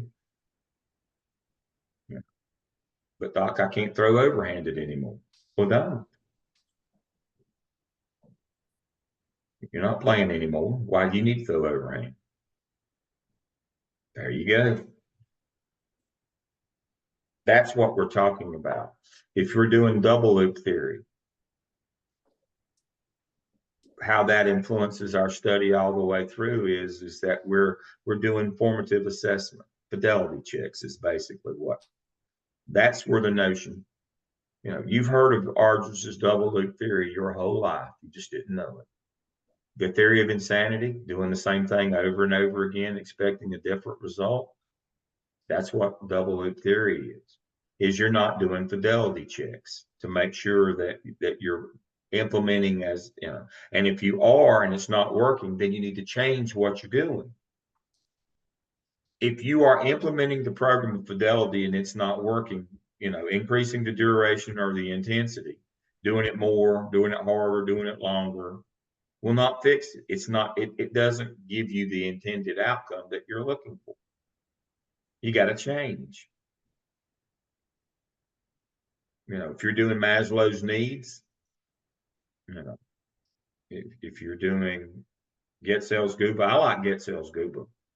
You know, it's designed specifically for schools. Social systems model, basically what the organization needs done every day has to be what you need to do as the employee. Otherwise, there's conflict. Sound familiar? That's what school's all about. That's the Getzels-Guba model. I love it. Social systems.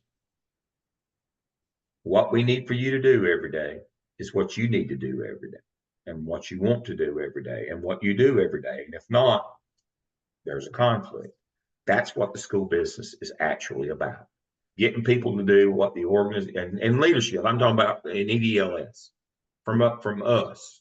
Now, I'm not telling you that it's not a great theoretical framework for my organizational people or my curriculum ladies. But for us as LS people, by far the best framework Getzels-Guba from a leadership perspective. How do we get people to do and hire people and keep people to do what we need for the organization to do? Speaks to their satisfaction. That's what I'm talking about. It goes into Hertzberg, but the overarching social system theory is Getzels-Guba. What the organization needs has to be what the employee needs. And if not, it won't work. You have retention and turnover problems. So I like a combination of Getzels-Guba and Hertzberg. Maybe that's because my dissertation was that 35 years ago. But I still like it today as much as I did back then. that was my conceptual framework, was Getzel, Scuba, and Hertzberg. And I've done my own studies, and I've done hundreds of dissertations since. That's my area of expertise, is Getzel, Scuba, because I'm an LS person. And Hertzberg. I did the first teacher satisfaction, job satisfaction in relationship to principal's leadership style that was ever done in this state. I did the first one at Chapel Hill. Been 1,000 done since then, but I did the first one because I was the first person that had access to the data in the new era of accountability. Now, that doesn't mean that I'm good, just mean I'm the oldest. But that was my theoretical and my conceptual, the two of those together. Still not a better, after all these years, still not a better theoretical framework, social systems for public school leadership than Getzel, Scuba. Now, business, now their guru, of course, is Collins, Good to Great. That's just Getzel, Scuba applied to organizations. You got Collins is Good to Great. Everybody likes that one. Now, the individual ones, you've got Scaffolding by Gotsky. You've got Uri Brofenbrenner. You know, you've got, those are, you've got Stufflebeam SIP model for evaluation. I mean, you've got all of these that you can use, but they all bring something to the table that influences your methodology. And how does this influence your study? You've got to be able to speak to those. Social constructivism, you've got Vygotsky, which is scaffolding. You've got Brofenbrenner, they're all social constructivists. Goes all the way back, Piaget, Montessori, how people learn, that's what social constructivism is, how people learn. They all have their own theories on how people learn. Now, we use those in LS, but those are really more curriculum type things. One of the concerns that I have taking over the LS program at Gardner-Webb is 90% of our dissertations need to be done in curriculum. They're not really leadership dissertations. They're picking all these curriculum. I mean, Lev Vygotsky's, he's the man on scaffolding, but that's a learning. That's curriculum. It's not leadership. We need to, and that's one of the things that I've been charged with taking over this program, is get us into some leadership dissertations.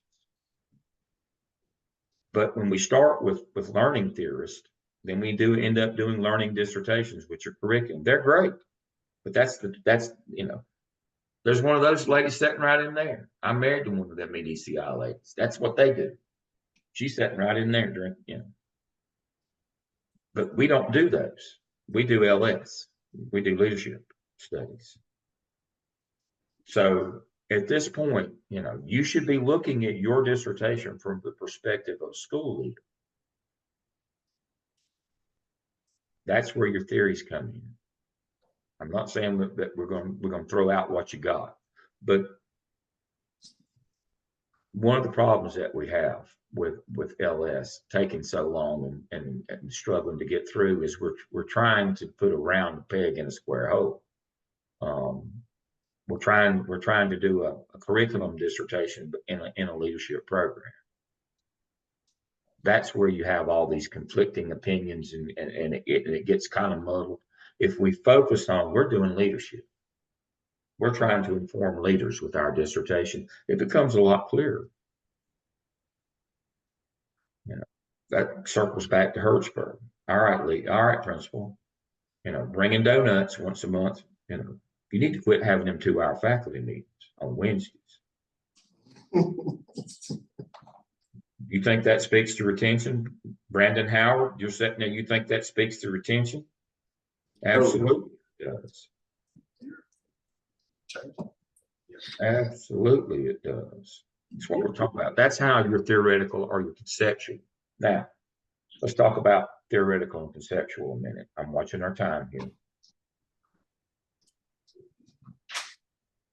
We can't take any two random theories and make a conceptual out of them. One needs to be primary, one needs to be secondary. Primary is about the content. This theorist says this is what we ought to be doing. Your secondary theorist says this is how we ought to do it. Too many times people pick two theorists, but they're either both content or they're both process. I had one the other day, had a secondary process, was the only theorist. And it was about restorative practices. And the theorist was just about how to implement them. And I'm like, that would be something we'd use in a chapter 5. But it doesn't speak to why we should, what they are or why we should use them. It just speaks to how to implement. That's a secondary. That's a secondary process person. I need to see a theorist that says this is what they are and why we ought to be doing. We can't just wait till the end and say, all right, our theorist said implement these practices this way. We don't know what practices we're supposed to be implementing. We could use this model to implement anything. What are the practices we need to be implementing? That's where your theorist comes in. So the deal about leadership is we're trying to speak to school leadership in the end. Certain theorists help us more than others to speak to school leadership in the end. That's why I said, even though some of these are more curriculum based, in the end, we try to steer it to the right way at the end. We still want to speak in our recommendations to school leaders. And sometimes we do curriculum ones and we still speak to them in the end, but our theorist helps us do that. Our theorist helps us speak to our audience in the end. And again, in the end, your audience is school leadership. And that's what we're talking about here. We're speaking to school leadership. And so when Vera got done with hers, we handed in the 5 districts where we worked, we handed their superintendent a professional development plan for principals. We weren't, and I had to remind Vera all the time, we're not so much interested in we're just as interested in how to go about implementing this as what we're going to implement. Let me say that again. I had to remind Vera, as an LS person, we're just as interested in how to implement it as what to implement. That's where your theorist comes in. That's the difference in the leadership one. We're all about operations. Remember, leadership's about operations. Curriculum's about ideas. I told you all the time, I try not to think. It hurts the team. I'm an operations person. We talked about policy this semester and law. What's our job as school administrators? Follow law and policy. Don't think you're hurting the team. Policy advocacy is really about funding. It's really about money,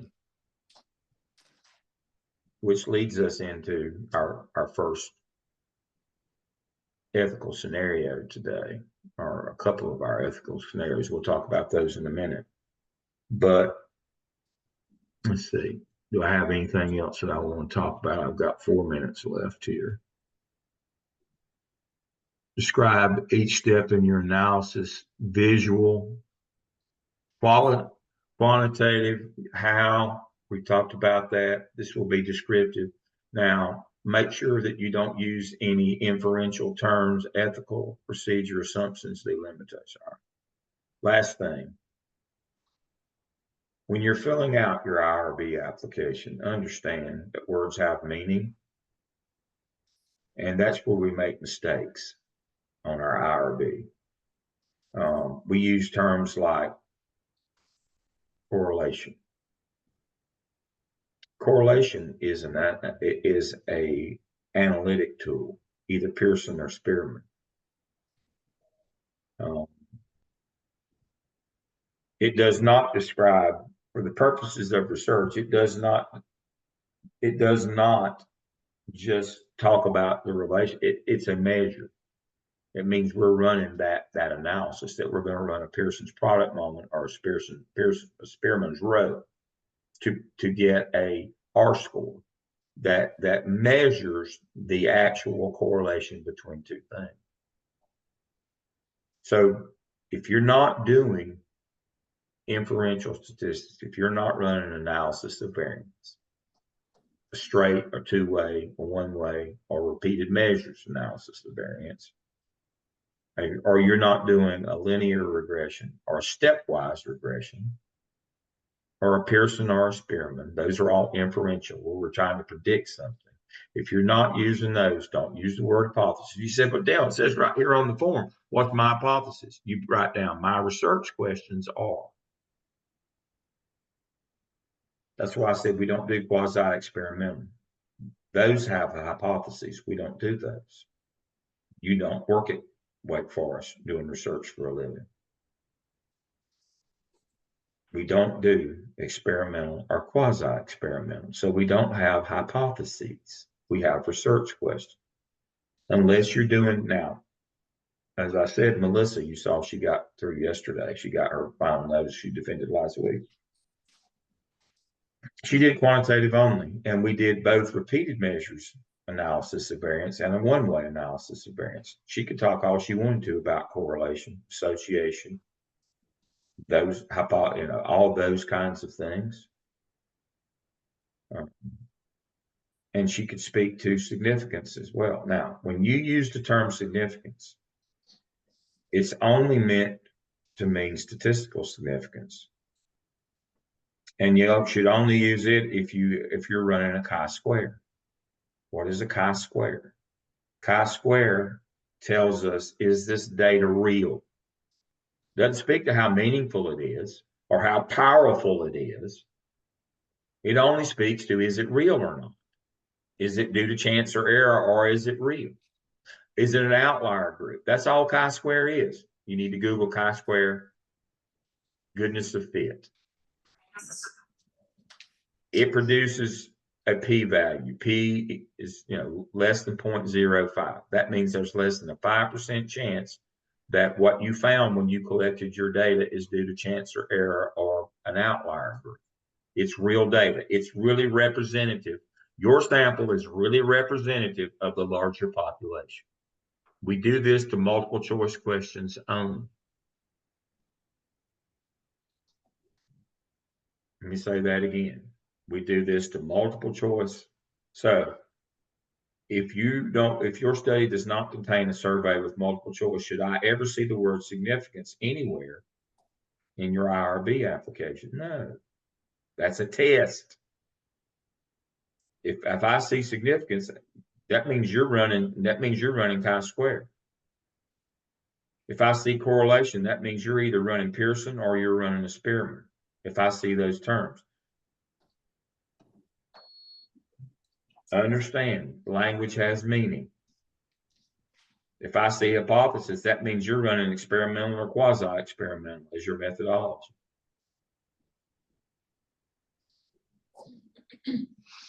Be very careful. Now, last thing. I don't know. I'm sure y'all all know this. Y'all seem to be a very bright and industrious group.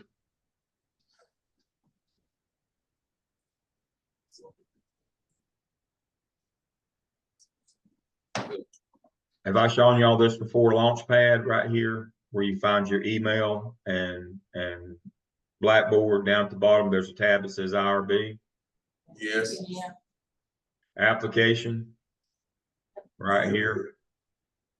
Make sure that you get that thing and read it. I'm going to try to find a video that they've done. I've heard rumor of one. There used to be one, but it's been removed. I'm going to try to find that video. I'll send that to you as well. But I just want to make sure, double check, you know where you find your application. Y'all will probably need that before too much longer. You know, get your chapters written, you'll defend. Say, well, Dale, I don't go to IRB until after I propose and do my slideshow. But if you look at that application and you see what they're going to ask you, that helps shape your 3 chapters, but also your proposal presentation as well. One of the things I really don't like is somebody writes their 3 chapters, they come and do their proposal, and then it's basically like I have to start all over again when we start the application.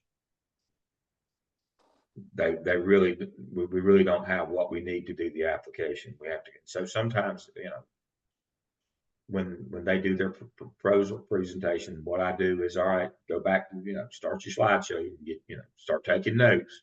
I'm going to give you notes now how to translate this to the IRB application. Obviously, you know, what you presented is good, but it doesn't match what IRB wants to know. We have to do that sometime. But if you look at that application first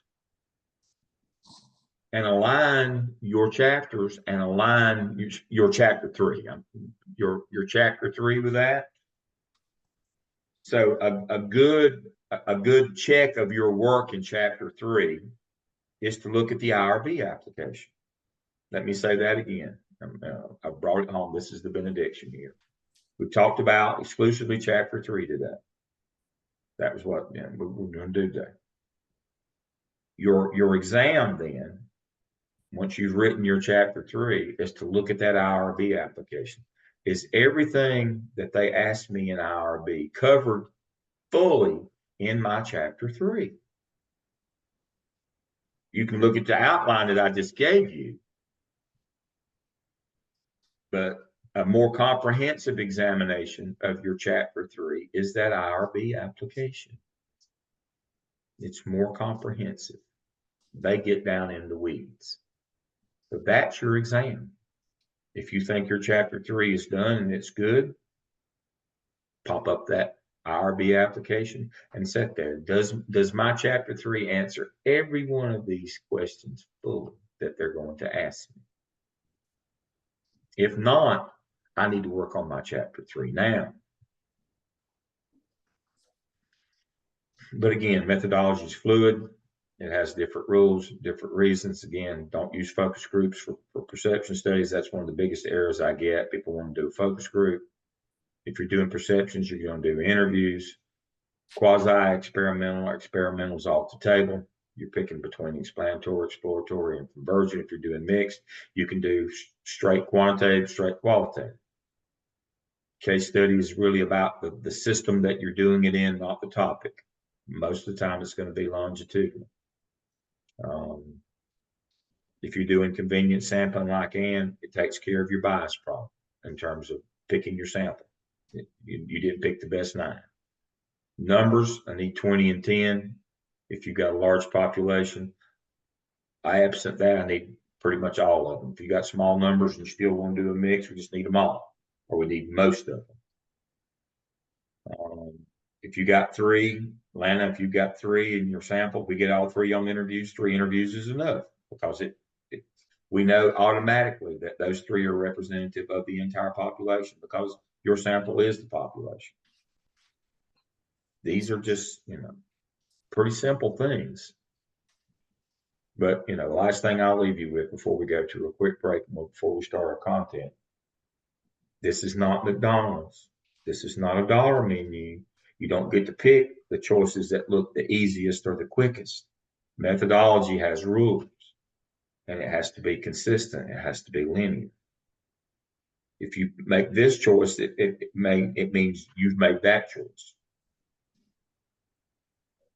You don't say, well, I want to do this, but I want to do, no.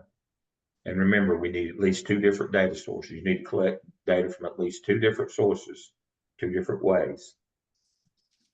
in your study. You saw that. There's 4 different ways. You got to pick 2 of them. Survey, interview, survey, focus group, documents, test scores. 2 different. If you're just doing test scores like Melissa, we had to look at 2 different sets of test scores. We looked at one individual kids, then we looked at it at schools. You got to have 2 sources of data.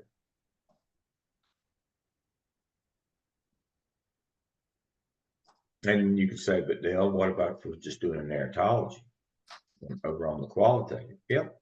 You could just have, you could just do interviews only. Booker did that when he did his. He just talked to former superintendents. 2 things. Problem with that is that one of those is it's longitudinal. It's normally 3 to 5 years. You want to do that. And the second one is getting access to those people on those multiple times, and the number that you would need to do that.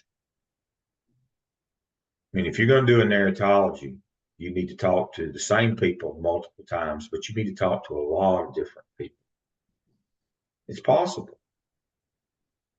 It's just not probable that you can pull it off. Again, it's just one data source, but that's the only one where you would use one. There's always an exception. Narratology, you could have one data source, but that's very longitudinal and very broad. You need to be able to speak to most of the superintendents in the state on multiple occasions. Now, Booker was superintendent in Gaston at the time. Guess what? He got to, they had a meeting every month. Duh, he had the access to do that. If you're not superintendent in Gaston and you don't meet with other superintendents once a month on a planned meeting, which is required by DPI, then you don't have the access to do a narratology. So again, it's off the table. It's very specific. Otherwise, you need 2 sources of data. All right. We're going to take a quick break, and I'm going to do our content for today. And let's look at that. Let me share the screen before we go to break. All right. So that's your litter review, and here's the content. All right.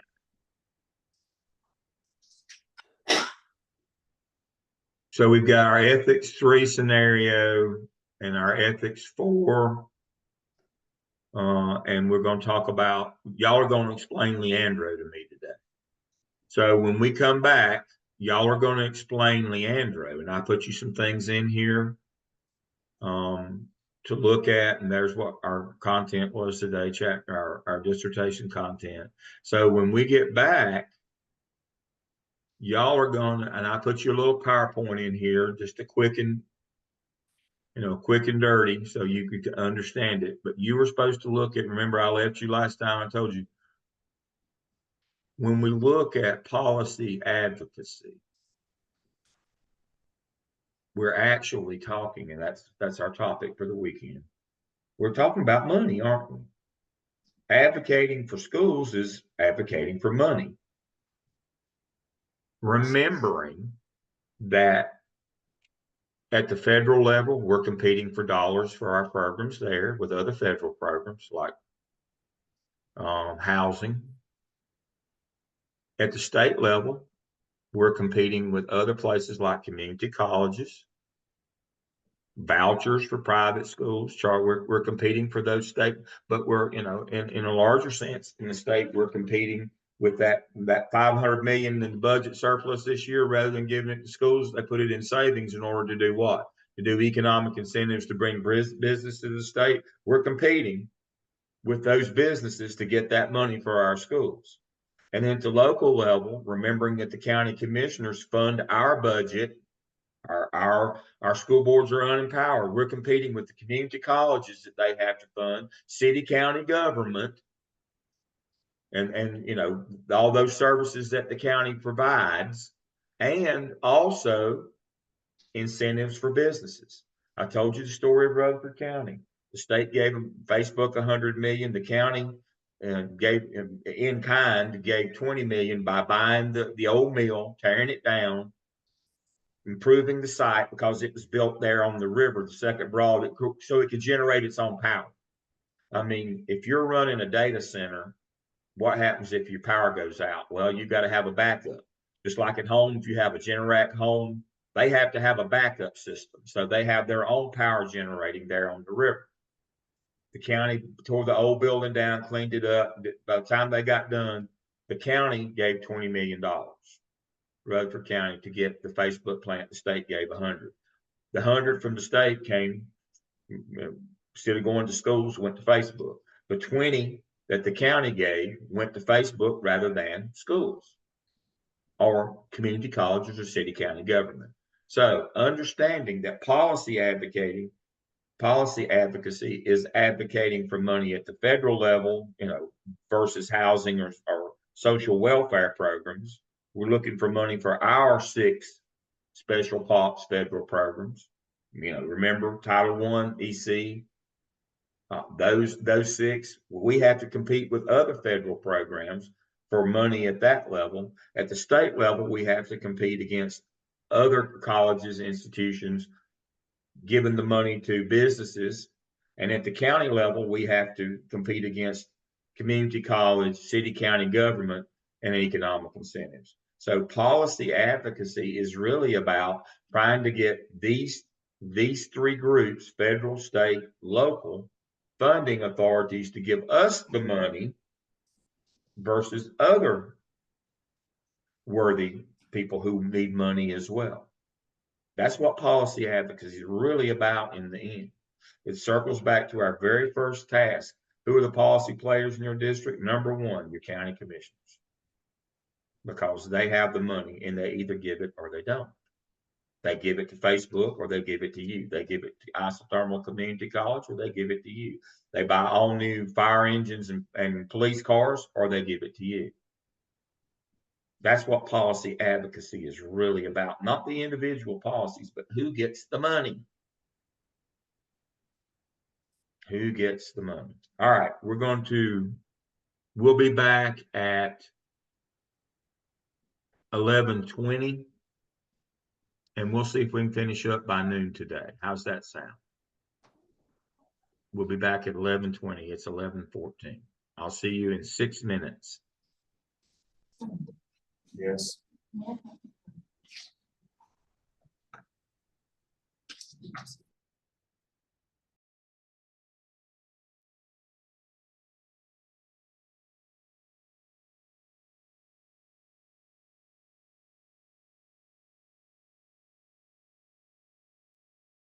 And we're back. All right. Who's going to volunteer to start out with explaining Leandro to me? So, let me turn this. Can you hear me, Dr. Lamb? I can. So with Leandro, it was a family first, but 5 school districts, counties rather, Vance County, Hope County, I believe Cumberland County, there you go, Robeson, Halifax. They all joined the lawsuit because they felt that students were not getting equal as other students. Their education was not as equal to other students in the state, if I understand it a little bit. All right. And so in the end, they felt they weren't getting the same education as other students did. all right. So in the end, the Leandro plaintiffs lost. Now, yeah. I have a lot of students who think they won. Oh, they said that everybody gets a basic education and they're going to give us some money and start the lottery. The Leandro plaintiffs lost. The lawsuit was to change the funding formula. How you get your money, not how much you get, but how money is allotted. Right now, right now, and as the same as then, if you're a child in Murphy or Manteo, Madison or Mebane, that's both ends and up and down of the state, you get the same amount of money from the state, regardless of local wealth, regardless of how much it costs, regardless of anything. Kid in North Carolina. The money follows the kid. We've talked about this. And so that means that if a local district is willing and able, mostly able, well, more so willing lately, to tax itself, they can add to this. And so the lawsuit was about, we want that factored in to the allotment. We want the wealth of the family or the community shouldn't determine the eligibility. So what we want,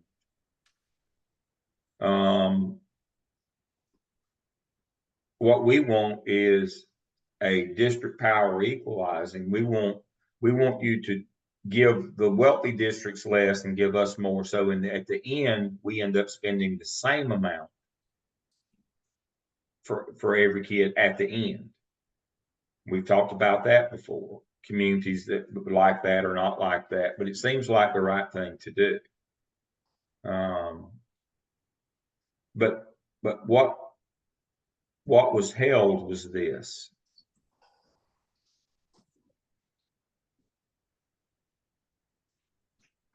A unanimous court stated that neither the school districts nor the counties have any constitutional right to equal funding at the end. You say, but Dale, they start out equal. No, we're talking about at the end. Because you get federal money, you get state money, you get local money. What we're talking about is there's no constitutional right that we have to adjust the money at the state level to accommodate the local level, so that in the end, everybody across the board with their state and local money is the same. That's what Leandro found. They said, that you have no constitutional right there. All you have is a fundamental right to a sound basic education. Now, people think that means something. Well, what the court meant was, what we give you is enough for just the basic ed. They're adding bells and whistles in the rich places, but all you're guaranteed is that. Now, not only is the state not going to adjust the money. One of our case studies in school law is the superintendent who said, I will do that. And I told you that's why the last superintendent in Chapel Hill, Carborough, got fired. Was because she said, I'm going to move the money, I'm going to go back channel, use discretionary money, enter into a contract, and I'm going to get extra support to the poor kids in Carborough. What does the Leandro ruling say? Not only does the state have no right to make it equal, that you can't move the money at the local level either. And so the superintendent was fired. Chapel Department. We covered that. So now, that leads us to the advocacy part, the West Ed, Judge Manning, Judge Lee. That's the advocacy lesson for the weekend, is the proponents and the advocates for poor kids and at-risk kids in poor districts have tried to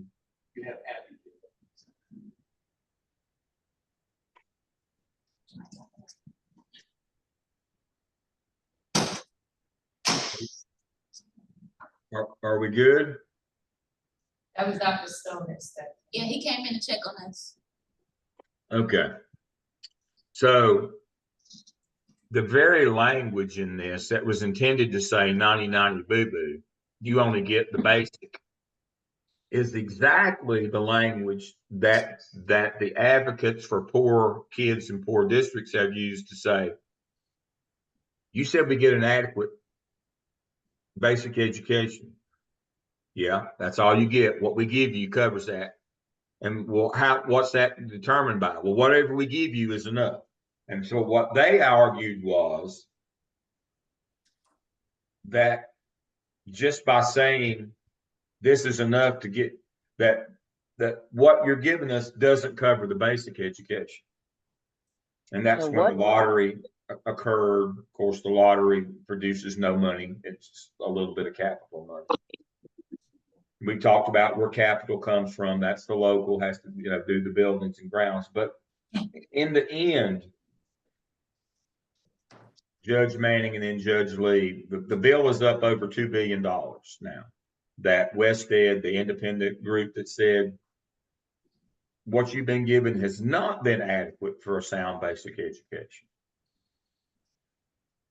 Understanding that when the ruling came, what the court really meant is whatever we give you is enough for that by virtue of we said it's enough. We don't have to prove or show or that is whatever we give you is what it is, and that's all you get. Wested, Judge Manning, the judicial branch has said it's not enough. We have these independent people who have come in and said this is not enough for a basic education. The legislative branch has said no. We don't agree with that interpretation. Whatever we give you is enough. By virtue that we gave it to you, that's all you get. There doesn't have to be any standards or any proof or any of that. What we give you is what you get.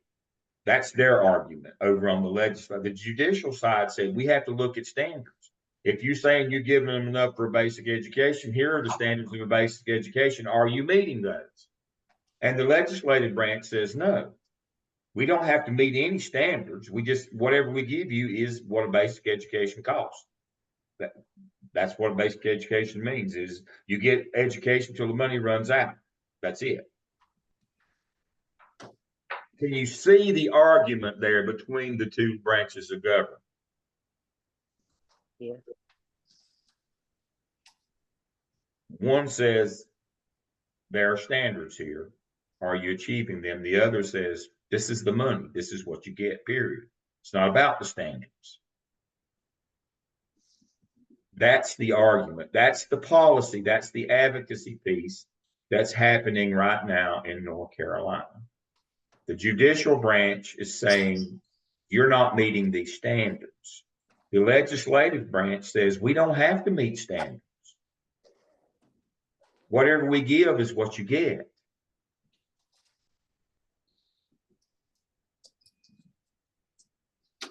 By definition, what we give you is basic. That's the whole point of basic. It has no standards that go with it. It's just basic. That is the argument that is going on currently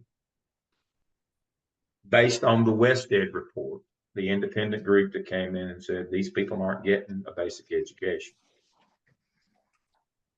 So therefore, that's where we are. So what road does this take us down in terms of policy advocacy? We're still advocating for each school to have the right and the correct resources. So do you have the right amount of resources that match your other affluent schools? And is that I guess we lost you there, Ruth. Ruth, you're still muted. I don't know what happened there. okay? I'm saying We've lost you. Okay, you're back now. okay. Am I still here? Yeah, you're here. Hold a moment. Okay, I'm saying that are all the schools, are they equipped with the same resources? And so is that in itself allowing each school set to have, whether they're using them, the same tools to make them both equitable to allow them to use those materials? When they're saying what they give them is enough. So do they have, all the schools have the same amount of No, materials? they don't have the same, and the state says that they don't have to have the same. That's the whole idea. They Mm. don't have the same. The question is do they have enough? West Ed came in and said they don't have enough. So from the policy point of view, how do we as school leaders, potential superintendents, how do you advocate that you get that the General Assembly give you that 2 billion and 2.2 billion that they owe you? What is your argument? What could you do to sway them and their tribe? Now again, I get partisan here, but now we have a super Republican super majority in the General Assembly. So we And can't look just that it's the low class. We got to look at all the students are in this mixture. It's not just because they're in this district doesn't mean that they're low or poverty. It means that they're in the lines drawn. And so the school district is also in need of um those materials while in the district. So we're not just catering to what you would perceive as the low economics. We also have students in here that are affluent. So we also have to look at those that we're servicing. And so make sure we're turning it to that point so they know that because of the lines being drawn, we cover a multitude and diverse population so yeah, that they see. but now their tribe no longer advocates for public school. They want their groups to go to charters and privates and Christians. Again, this is Okay. very partisan. I mean, understanding that elections at the county level for commissioners, which funds you, are partisan, but state level positions in the General Assembly are hyper partisan. And the Republicans hold a super majority there. So They when it, they don't care about public schools. They're advocating for their people to go to charters and privates and to leave the public schools and go to Christian schools or be homeschooled. Now so I the new lady that that they primaried, the old state superintendent, she's not an advocate for public schools at all. So the issue here, Ruth, is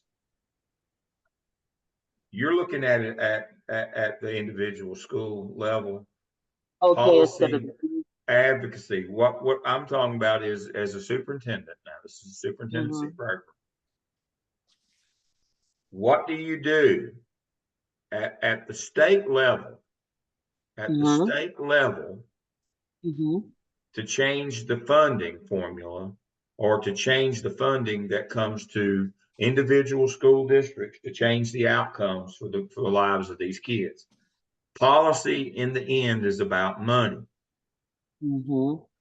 Policy and advocacy is about where we spend either our state dollars or our local dollars, either the state or the county. That's where the advocacy comes in. In the end, it's all about the money. Mhm. So the question is how do we, as superintendents, how do we impress upon the General Assembly and the public at large the importance of public education versus I think charter schools, home schools, private schools, Christian schools? How do we get our point across when there is a supermajority in the legislature of one party who does not support and publicly has stated the last of their group that was the governor, his stated objective was to dismantle public education and get all the money to other sources. That was Pat McCrory's stated objective, was to dismantle public education. Now you said, but you haven't talked about governor. We've currently got a Democratic governor, have had for 2 terms. Why haven't you talked about him in this policy? Well, I explained that by saying we have a super majority in the General Assembly. What does that mean? It means they can override the governor. The governor's not a player in this.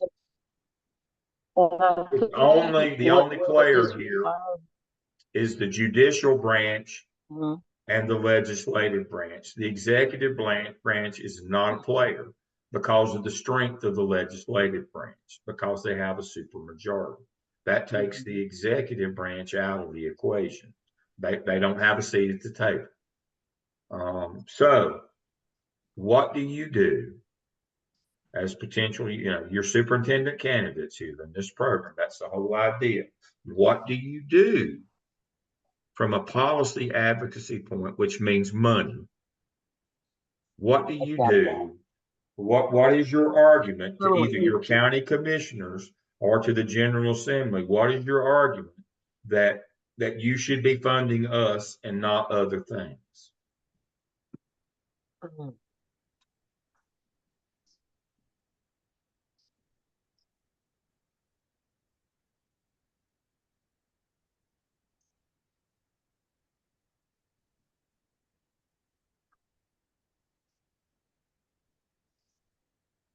All right, Lana, I'm gonna call on you. Yes, sir. What's our argument here? What's our argument that you should be funding us to either the General Assembly or to your local county commissioners? What's your argument that you should be funding us rather than others?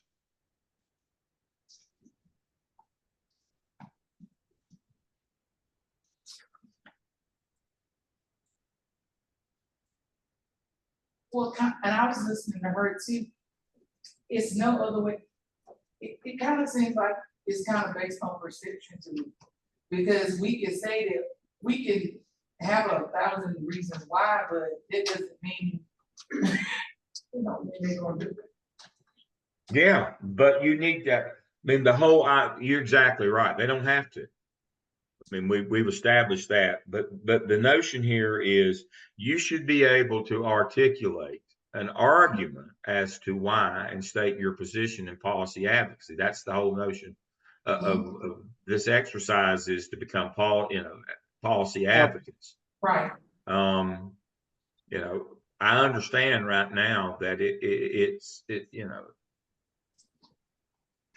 that our mission is basically an exercise in futility because of the votes. I get that, and I've gone to great lengths to outline the depth of the problem, but that doesn't mean that we give up and quit. That's not, superintendents. That's not. Now, what I've given you the other end. We don't break the law like the lady in Chapel Hill Carburn because she was mad about it. We don't do what she did. So could we say that one of our arguments will probably be leveling the playing field and also addressing disparities? No, they don't believe that. If you quit saying racism, there isn't any. And the only reason why that there's disparity or that, we keep talking about it.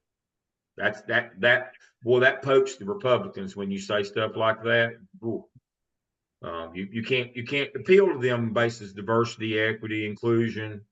You better not use that as your argument with them. Well, that makes them mad, or systemic racism, critical race theory. Can't use any of that stuff. Ooh. Well, what about enhancing learning resources? You got to talk about economic. You can't talk about the schools themselves. They don't care. We got schools over here on our side too. We got private schools, we got charter schools, we got Christian schools, we got schools. But we could talk about it from a need of the community, the needs of the community.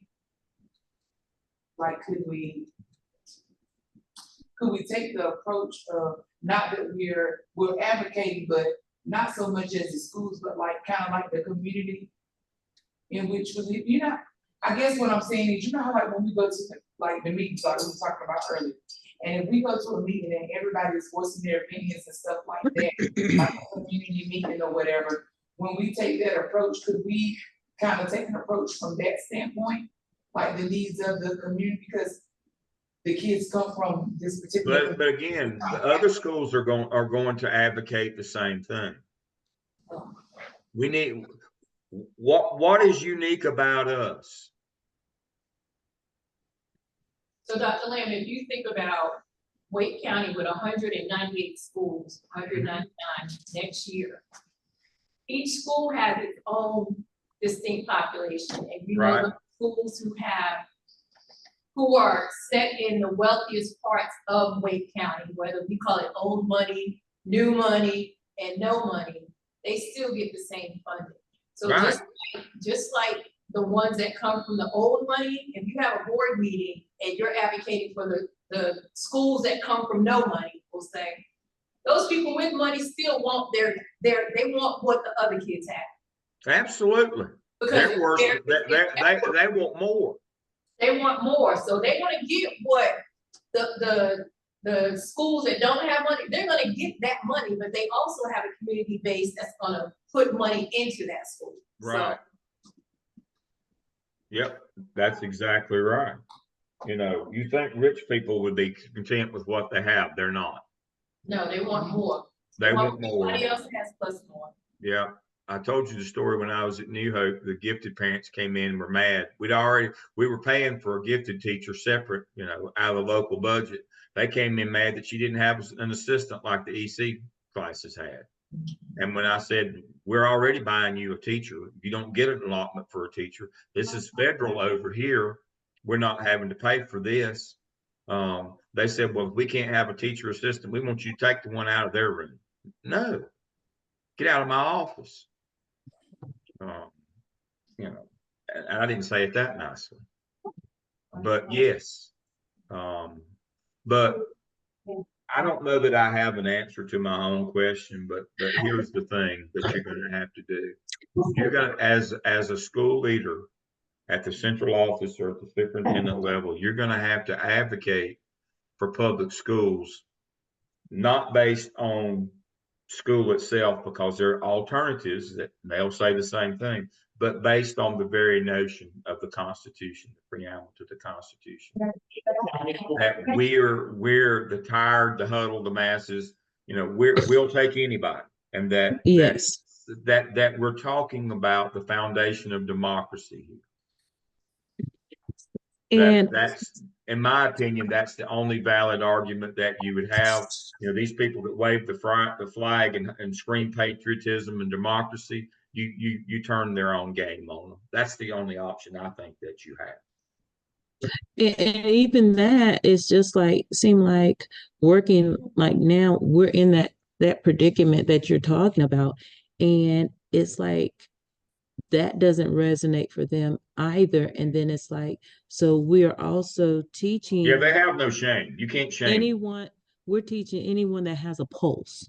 And we're also that's exactly right. teach EC students where if it's a charter school, there are public charter schools, and then there are charter schools that pick and choose who is allowed to attend their school. So when it comes to that, everyone is not going to be taught or equipped to work in a company such as yours. So when we are talking and trying to educate them on just funding these private schools or charter schools, then who's going to work for you? Who's going to continue adding to your pocket if you don't add to the pocket of our future? And I've had some of those conversations. And so when it comes to that, it has been very difficult to get them to a place to think as to the broad picture of, so if you want everyone to be private or charter, they're looking at being in your position. So who's going to be the person working for you? There is, everyone in the world is essential. So everyone has a certain place that where they're useful. And they do not see anything beyond their pockets, and that they have it at this moment. They're going to keep it at this moment, and their families. And so it has been very difficult and challenging to have these discussions about how things are changing and the disparities of the public school system right now. Yeah. But your argument's going to have to be the greater good. That's you're going to have to appeal to the greater good. And that's what Ruth's talking about, is you're going to have to appeal to the greater good. Now, I'll just tell you, we're over lately. We've been taking a beating on the greater good argument, but that's the only argument we really have. And you can't give up on public schools. You're the last best hope, superintendent. You're the bottom line. You can't give up on the notion of public schools that will educate anybody and do a good job at it. And that's your last line of advocacy with all these funding, and that's what policy advocacy is who gets the money. And your drum that you have to beat. You may be the little drummer boy at the end. We're not leading the band anymore. We're at the tail end of the band, but we still got to beat our little drum for the greater good, the common will, that public schools are for society, democracy, and for the greater good. We got to keep beating our drum, even though we're at the end of the line beating it now. The little drummer boy, we're not out front leading the march. We still have to keep understanding that our job is to advocate for public education and the funding of public education based on the greater good. That we will take anybody and we will do the best that we can with them, and that's important to society for an educated population, that we play an important role. That's what we have to do. That's the advocacy role. We have to stand hat in hand and ask for the money, but policy advocacy is really about the money in the end. Let's look at our two scenarios right quick that we had for this week. And let me get that to share.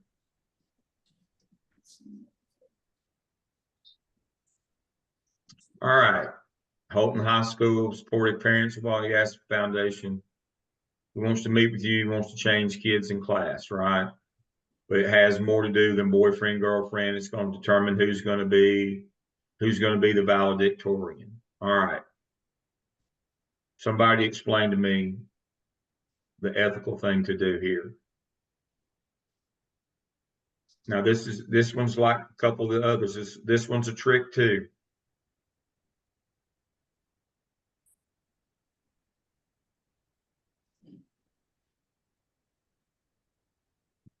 Y'all need a minute to read it?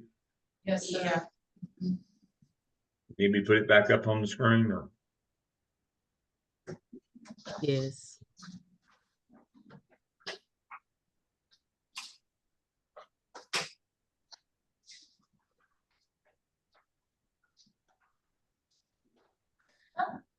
This is the one about, yeah. What scenario does this say? I can't see. If you can't, this is scenario 3. Thank you. We're walking. Okay. That's not how that works.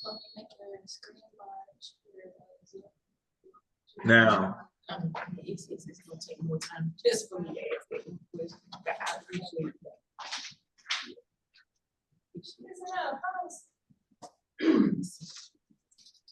So what was your question for this, Dr. Land? all right, what are you gonna do? Are you gonna change? Again, what he's asking is to move his daughter, have the check delivered today. You can help him with one small thing. You don't give us. One small thing is what he's asking for in exchange for $11 million. That's not how that works. And he goes about his daughter's broke up with her boyfriend and he's paired off with another girl now. And it's just uncomfortable. Oh. What really is behind this is the three of them are vying for valedictorian.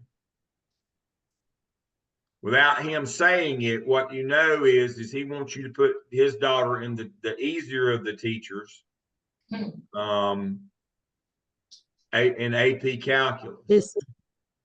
You don't compromise your Right. ethics and policy Do you for something change such the as policy and accept the money doing it? So what he's no. doing is he's basically offering $11 million for his daughter to be the valedictorian. Mm-mm. No, All right. you walk away. No, You walk away from that. it's You should you gotta know the policy. All right. Now, here's the most important part, was the very first sentence, the shortest and the most important part. You are principal of Open High School. All right. Why is that the most important sentence? Because you can't take money for You can't enter into any kind of contract, take money, or do any of that as principal. exactly. And that should be a part of your board policy. That's right. If the board, anything he would give would become property of the board. The board's the only one that can negotiate anything like this at all. When somebody comes to you and says, I want to give you money at a school, what's your first, if you're principal, your response is Go I'll to the board. send you to the Exactly. superintendent who will direct you, who is the secretary to the board, who will get you an appointment with the board. That's what the secretary does the appointment. Yes. It's for you to go to the board and talk about this. Can the superintendent enter into a discussion about this money? No.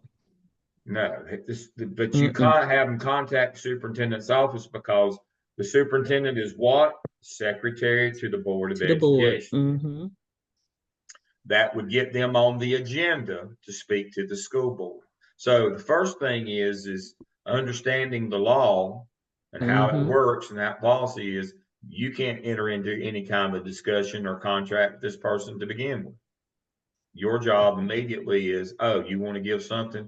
I'll give you the superintendent's number, his secretary. He can get you on the board agenda to speak to them. Superintendent can't, and again, superintendent, you can't enter into this conversation either. All right, now, bigger picture. Now that we've established the law part of this, where we wouldn't be involved with this, if this came down to you, where a parent came to you and just said, I need for you to do this, it wasn't any money involved. To change this child's schedule to a. Yep. No, because if you're one, you okay, let's work through this now. Where's you looking at policy still? Is there a law that says you can't change a kid's schedule? No. Is there a policy? Is there a district policy anywhere that you know of that says that you can't change, a board policy that says you can't change kids' schedule? Generally, you look at the reasons and. All right, wait a minute. Let's track our law and policy here. Is what we're doing. There's no state law that says you can't change the schedule. There's no school board policy. Now, what's the third that we've talked about? In the old days, there were different color handbooks. There's administrative policy that every district has. Now, Ann's in Wake. When I was in Charlotte, we were the biggest. Wake's now the biggest. I know, I worked in both. I can tell you there's two different sets of policies in the big district. We used to have them in notebooks, and the pages were either yellow or blue. You have your board policy in the big districts. Every district has them. But the bigger district have what's known as administrative policy that's written down. Now, guaranteed that's an administrative policy in Wake, and I know in Charlotte. I know it is in Charlotte, and I believe I remember it from it's been a long time since I was in Wake, but I believe it's in Wake. That speaks to changing classes. There is administrative policy. And do you remember what it is for Wake? I don't. I just know anytime a schedule is changed, there has to be a reason for it to be changed, as far as if I'm looking at bullying, if there's bullying in the class, but it has nothing to do with if a class is easier, one teacher is easier than the other one, right? Yes. Yeah. Yeah, there are guidelines, but what the policy says is you can change your kid's schedule. So the notion that we can't change a kid's schedule, that is not true. There's no law or policy that says you can't change a kid's schedule. So. Right, but with Dr. Lamb, let me ask you a question. But it kind of changes the game a little bit when we're talking about, you know, like the math 1 kids and stuff like that, because we have to look at the child's grades and stuff. Oh yeah, I'm not saying that's what I'm talking about. There are guidelines that you go through. Right. What I'm talking about. An administrative policy, there are guidelines that you have to work through. Right. You can't just be moving them willy-nilly.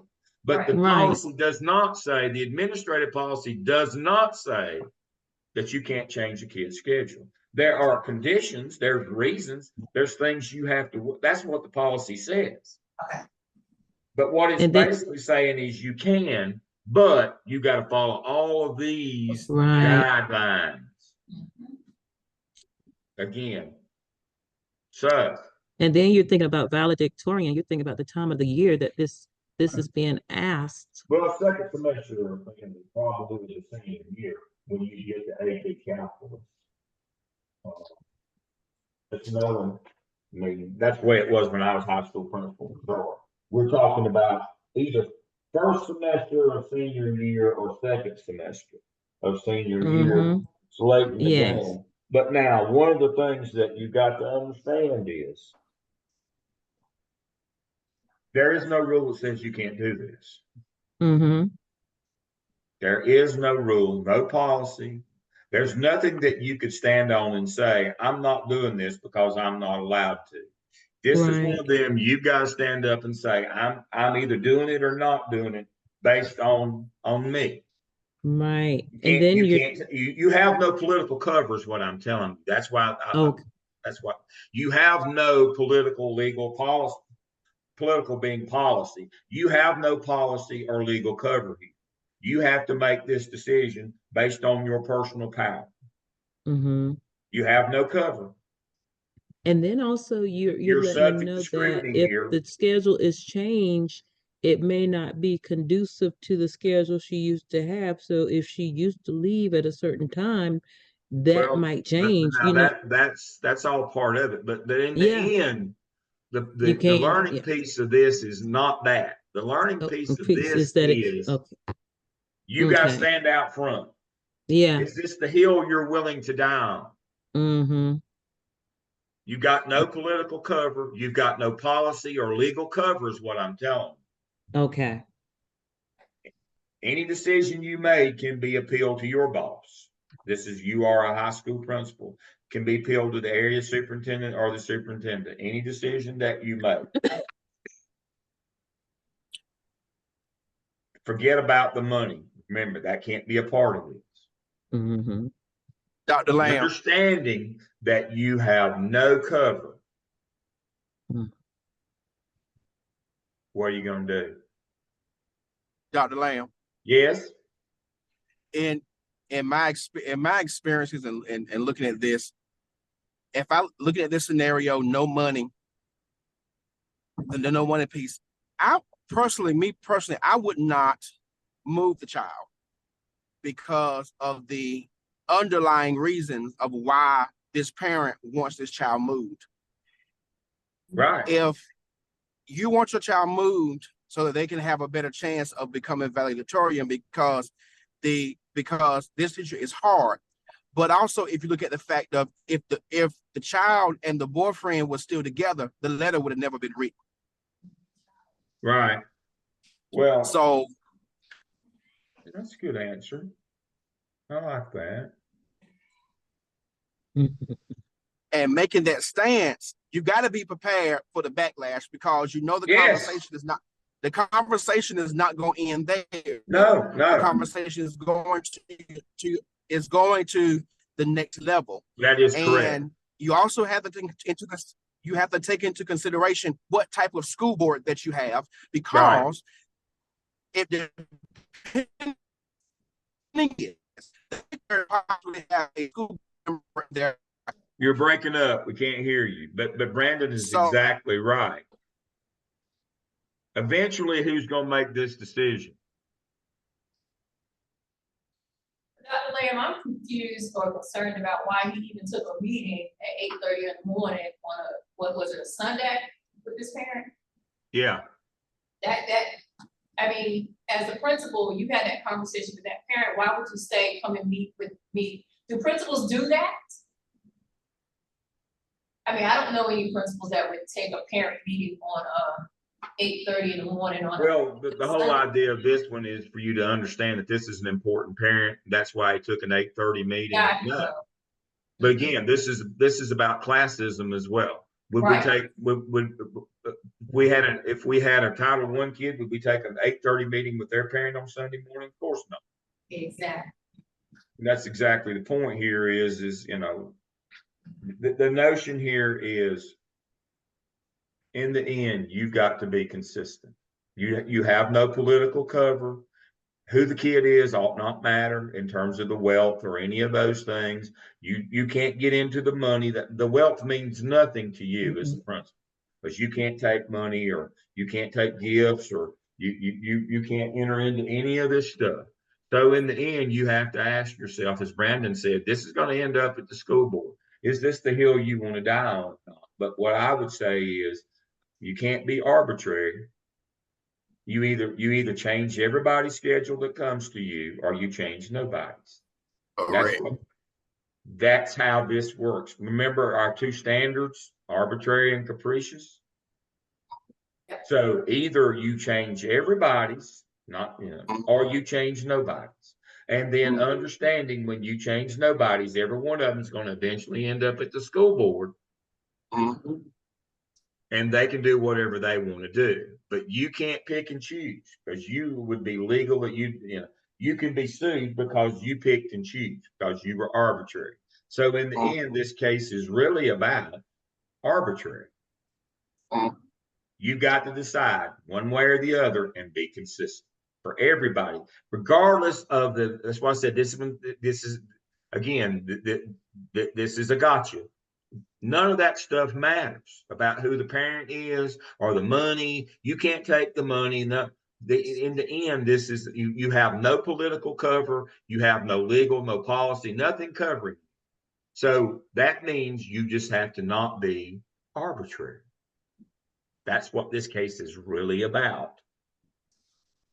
Is if you decide on a case-by-case basis, that's arbitrary, because again, you have no legal basis to do that.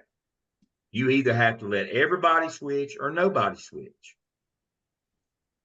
Now, letting nobody switch will make the board mad at the end. You got to deal with that. Brandon can talk to you about that. That's another issue. That's a politics class.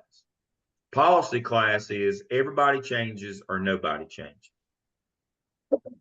Otherwise, when you go to court, you get sued. If they can prove that you let somebody else change but didn't theirs, then that appears to be arbitrary.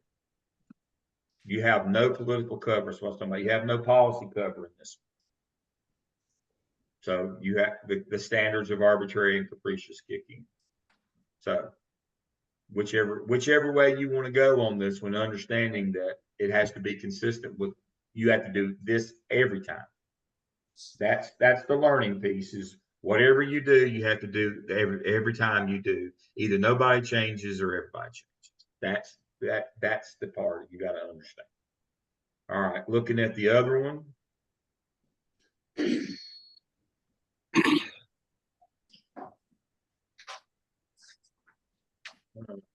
Close that.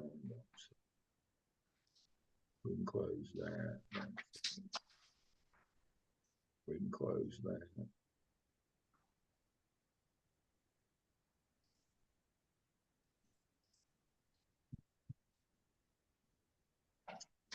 All right.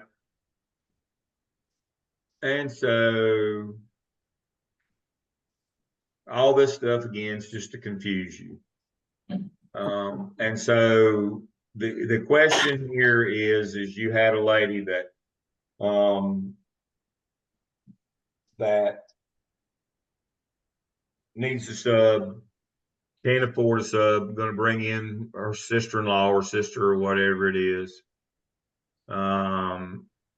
And she's used up that. And so her sister, she's her sister. I just want to make sure I got it right. Her sister Marge. All right. What are you going to do on this one? You going to let Marge come in, even though Marge is a drunk and they had to let her go from being a drunk? Are you going to let her come in and sub because she wouldn't cost the lady any money because she's exhausted her leave and shared leave and she's going to lose her house if she has to pay a substitute? Are you going to let her come in and sub? You're an HR person now. No, I wouldn't let it happen. Can you hear me? Yes, ma'am. So, okay, no, I wouldn't let it happen. So I would call her in with Ms. Banks in, and I would discuss leave policies in the districts, just the district's constraints on the leave policies. Also with her, I would explore alternative options like temporary leave options, maybe some financial support resources, and other substitute options. But I wouldn't let her, I think it's her sister-in-law, come in and sub. And also I could not discuss with her why I cannot let her. Yeah, it's her sister. And so, yeah, that's what I was looking at. I would not discuss that. All right. Juxtapose this one with the other scenario. This one is covered by policy, isn't it? This is a policy.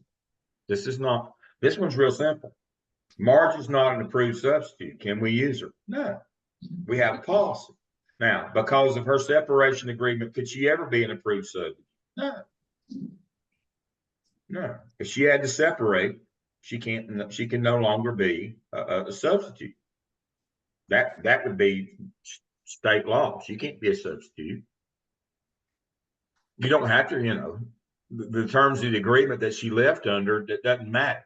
But that would exclude her from ever being a substitute. So this is not really in your purview to use Marge. This is a policy. This is illegal. No, we can't. Now, Angela is a very nice person, and so she's going to explore all these alternatives with this teacher.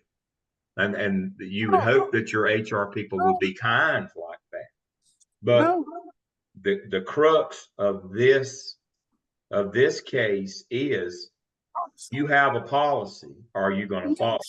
The policy is we can only use an approved sub. This person can't be an approved sub. So the first scenario today was there is no policy here that you can hide behind. You've got to make a decision. This is about, being arbitrary or capricious. You got to be consistent in those because you've got no political cover. The second one is there is a law policy in place. You're being asked to go against that. And the answer to that one is no. This is not an option. Marge is not an option. Legally, and by policy, both, she's not an option. Now, as Angela said, you would sit down and explore other alternatives to her. But here's the thing. Are you required to find her by law another alternative? Absolutely not. You've got to learn how to negotiate, especially in the central office law policy and just what we call goodwill. We'll talk to you and we'll do the best we can, but we can't break law or policy and let you use your sister to be the sub. She's not approved. We have no obligation to figure out your financial problem. We'll try to help you, but we have no obligation to this.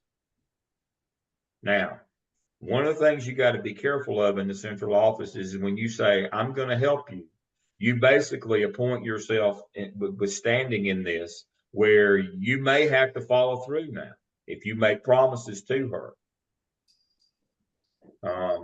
Not to be hard-hearted, I wouldn't get involved with this lady at all. Sorry. Angela's a lot nicer person than I am. But I can tell you. But Dr. Lamb, what I'm thinking is just when I talked about those alternative options, in my mind, I'm thinking those things are like public knowledge in the Yeah, hand. exactly. You're exactly right. But see, I would simply, I wouldn't even go. I'm a mean person, but see, I wouldn't sit and I just hand her the HR man, and say here. I would not engage in a conversation with her in any way. I hate to say that, but this Okay. people like this leverage you to get what they want. Okay. And you're the fulcrum in the lever. You know what the fulcrum is? That's the piece at the lever that all the pressure's on. And see, people like this, they have no compunction about throwing you under the bus to get what they need. This woman's in a desperate situation. Do you think for a minute that she wouldn't use you as the fulcrum in a lever? Absolutely. You got to read the situation here. A, you can't break the law and let her use her sister as a sub. She's not approved. We know that. She was dismissed from the district, negotiated out. She can't come back as a sub. B, when you start talking to her about different options, she's going to hear what she wants to hear. But she's going to say, but they'll see. And she's going to argue that you have given her a property right, that you had an oral contract to a property right. With somebody like this, I know it sounds hard-hearted, but I'm just telling you from my own perspective, that's when I hand them the manual and say, good luck to you. No, we're not using March. And here, good luck to you, because they will have no compunction about leveraging you. None whatsoever. Now, Dr. Lamb. Yes, sir. One of the key things that stuck out to me that you said is the fact that she's already exhausted her leave. Exactly. So she has no argument. That's correct. The only option she has is leave without pay. Yes. So your financial state is still going to be crappy because you have nothing. That's right. So we have no discussion because exactly. Yay. We have no discussion. I have no options. The only thing that the discussion could lead to is her claiming that we gave her some sort of relief, or that we have made some kind of a contract with her. There is none. That's what I'm talking about. She's exhausted her leave, her sick leave, and shared leave. We have no options for her. We're not obligated to find her one. We would be breaking the law if we did offer her or find her an option. The offer, the largesse, the kindness is the shared leave. We've already done that. That's the extent that we can do. We have nothing beyond that. That's not even required. We did that simply as a kindness, as a compassion. We did the shared leave. We've already gone above and beyond. There is, as Brandon said, there is no further discussion that we should be having at this point. That will only lead us down the road to some kind of being used as a fulcrum and lever, and beat us up. That's all that's left. The rest of it is very simple. This is done. This is over. I know that's hard,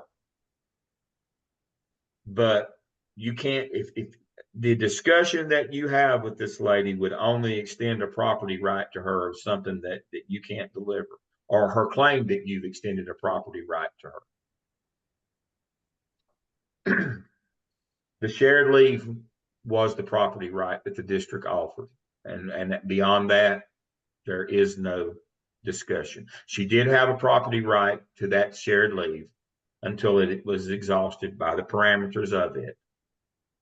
That was what your district, that was the kindness, compassion that was extended by your district.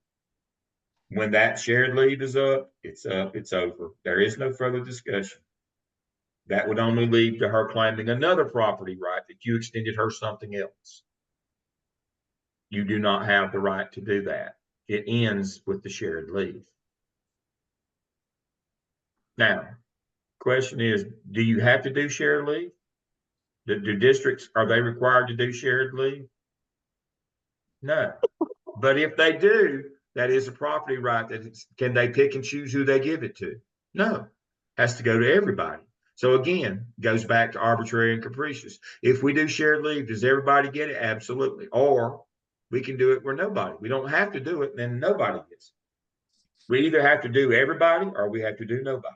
It goes back to arbitrary. It goes back to arbitrary. In this case, everybody gets it. It has a policy. It has rules in place. It has been exhausted. If you have a conversation with her, she's going to say, well, they said I could have more, or that they wish that they could give me more, so I want more, or they promised me more. No, there is no conversation at this point.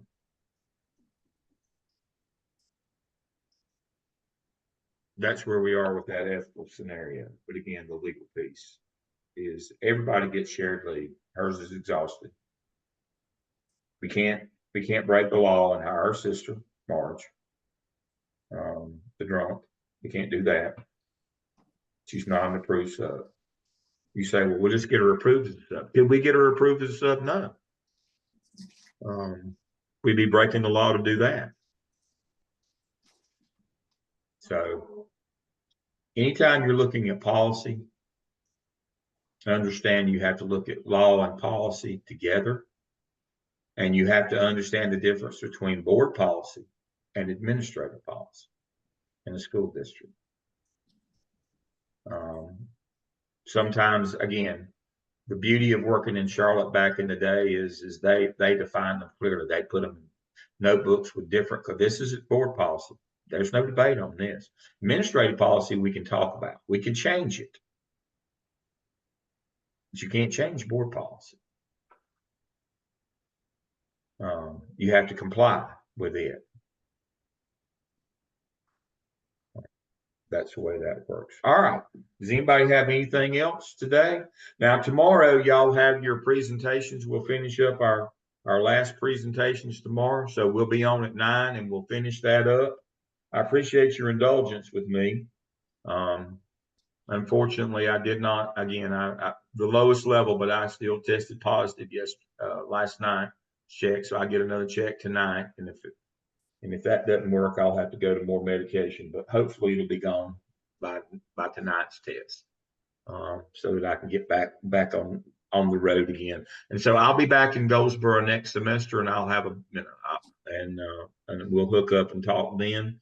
One last thing, as I go out the door today, let me share my screen. I pulled it up. Please remember that you'll have to upload our evidence that we did our policy analysis into TaskStream. There's also a requirement right here each semester for your self-reported clinical log of leadership activities. It's only 30 hours, but make sure that you do your log and upload it, and along with your policy analysis evidence. Okay. Everybody remember to do that. It's only 30 hours, and here are the things. I'm sure y'all have done a whole lot more than that this summer. All right. Anybody else have anything for the good of the group? Now, tomorrow we'll be online again at 9 o'clock. The venue that you're at is up to you. Dr. Stone will be there to facilitate you if you're there, and if you're at home, you just pop in online with me. All right. Anybody have anything else today? Everybody good? I have a question. So when is everything due to be submitted into Blackboard? I would do that for everything.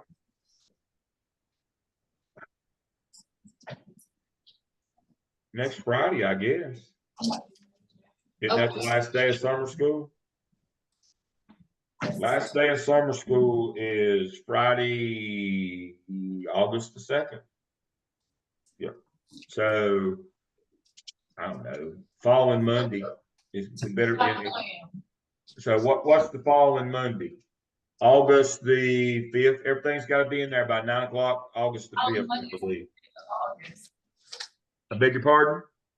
The 5th of August. That's yeah. 5th of August. I believe that notice came out from the registrar's office that everything has to be in by the 5th of August. And what time did you say? What time? Try to have it in by 9 a.m. that morning because I got to grade it. Right.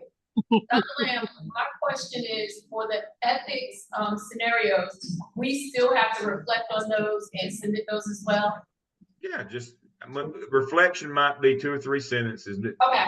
You know, I put a half-page limit on that. And that's the maximum. Just what did you take away from this? How would that reflect your practice? Okay. Again,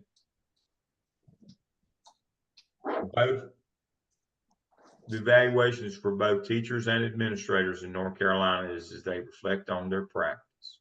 Gotcha. And it doesn't have, again, short and sweet. What'd you take away? What'd you learn? All right. All right. Well, I'll see y'all in the morning. Thank you, Dr. Lamb. Good to see you today. Appreciate you. All right. Bye-bye.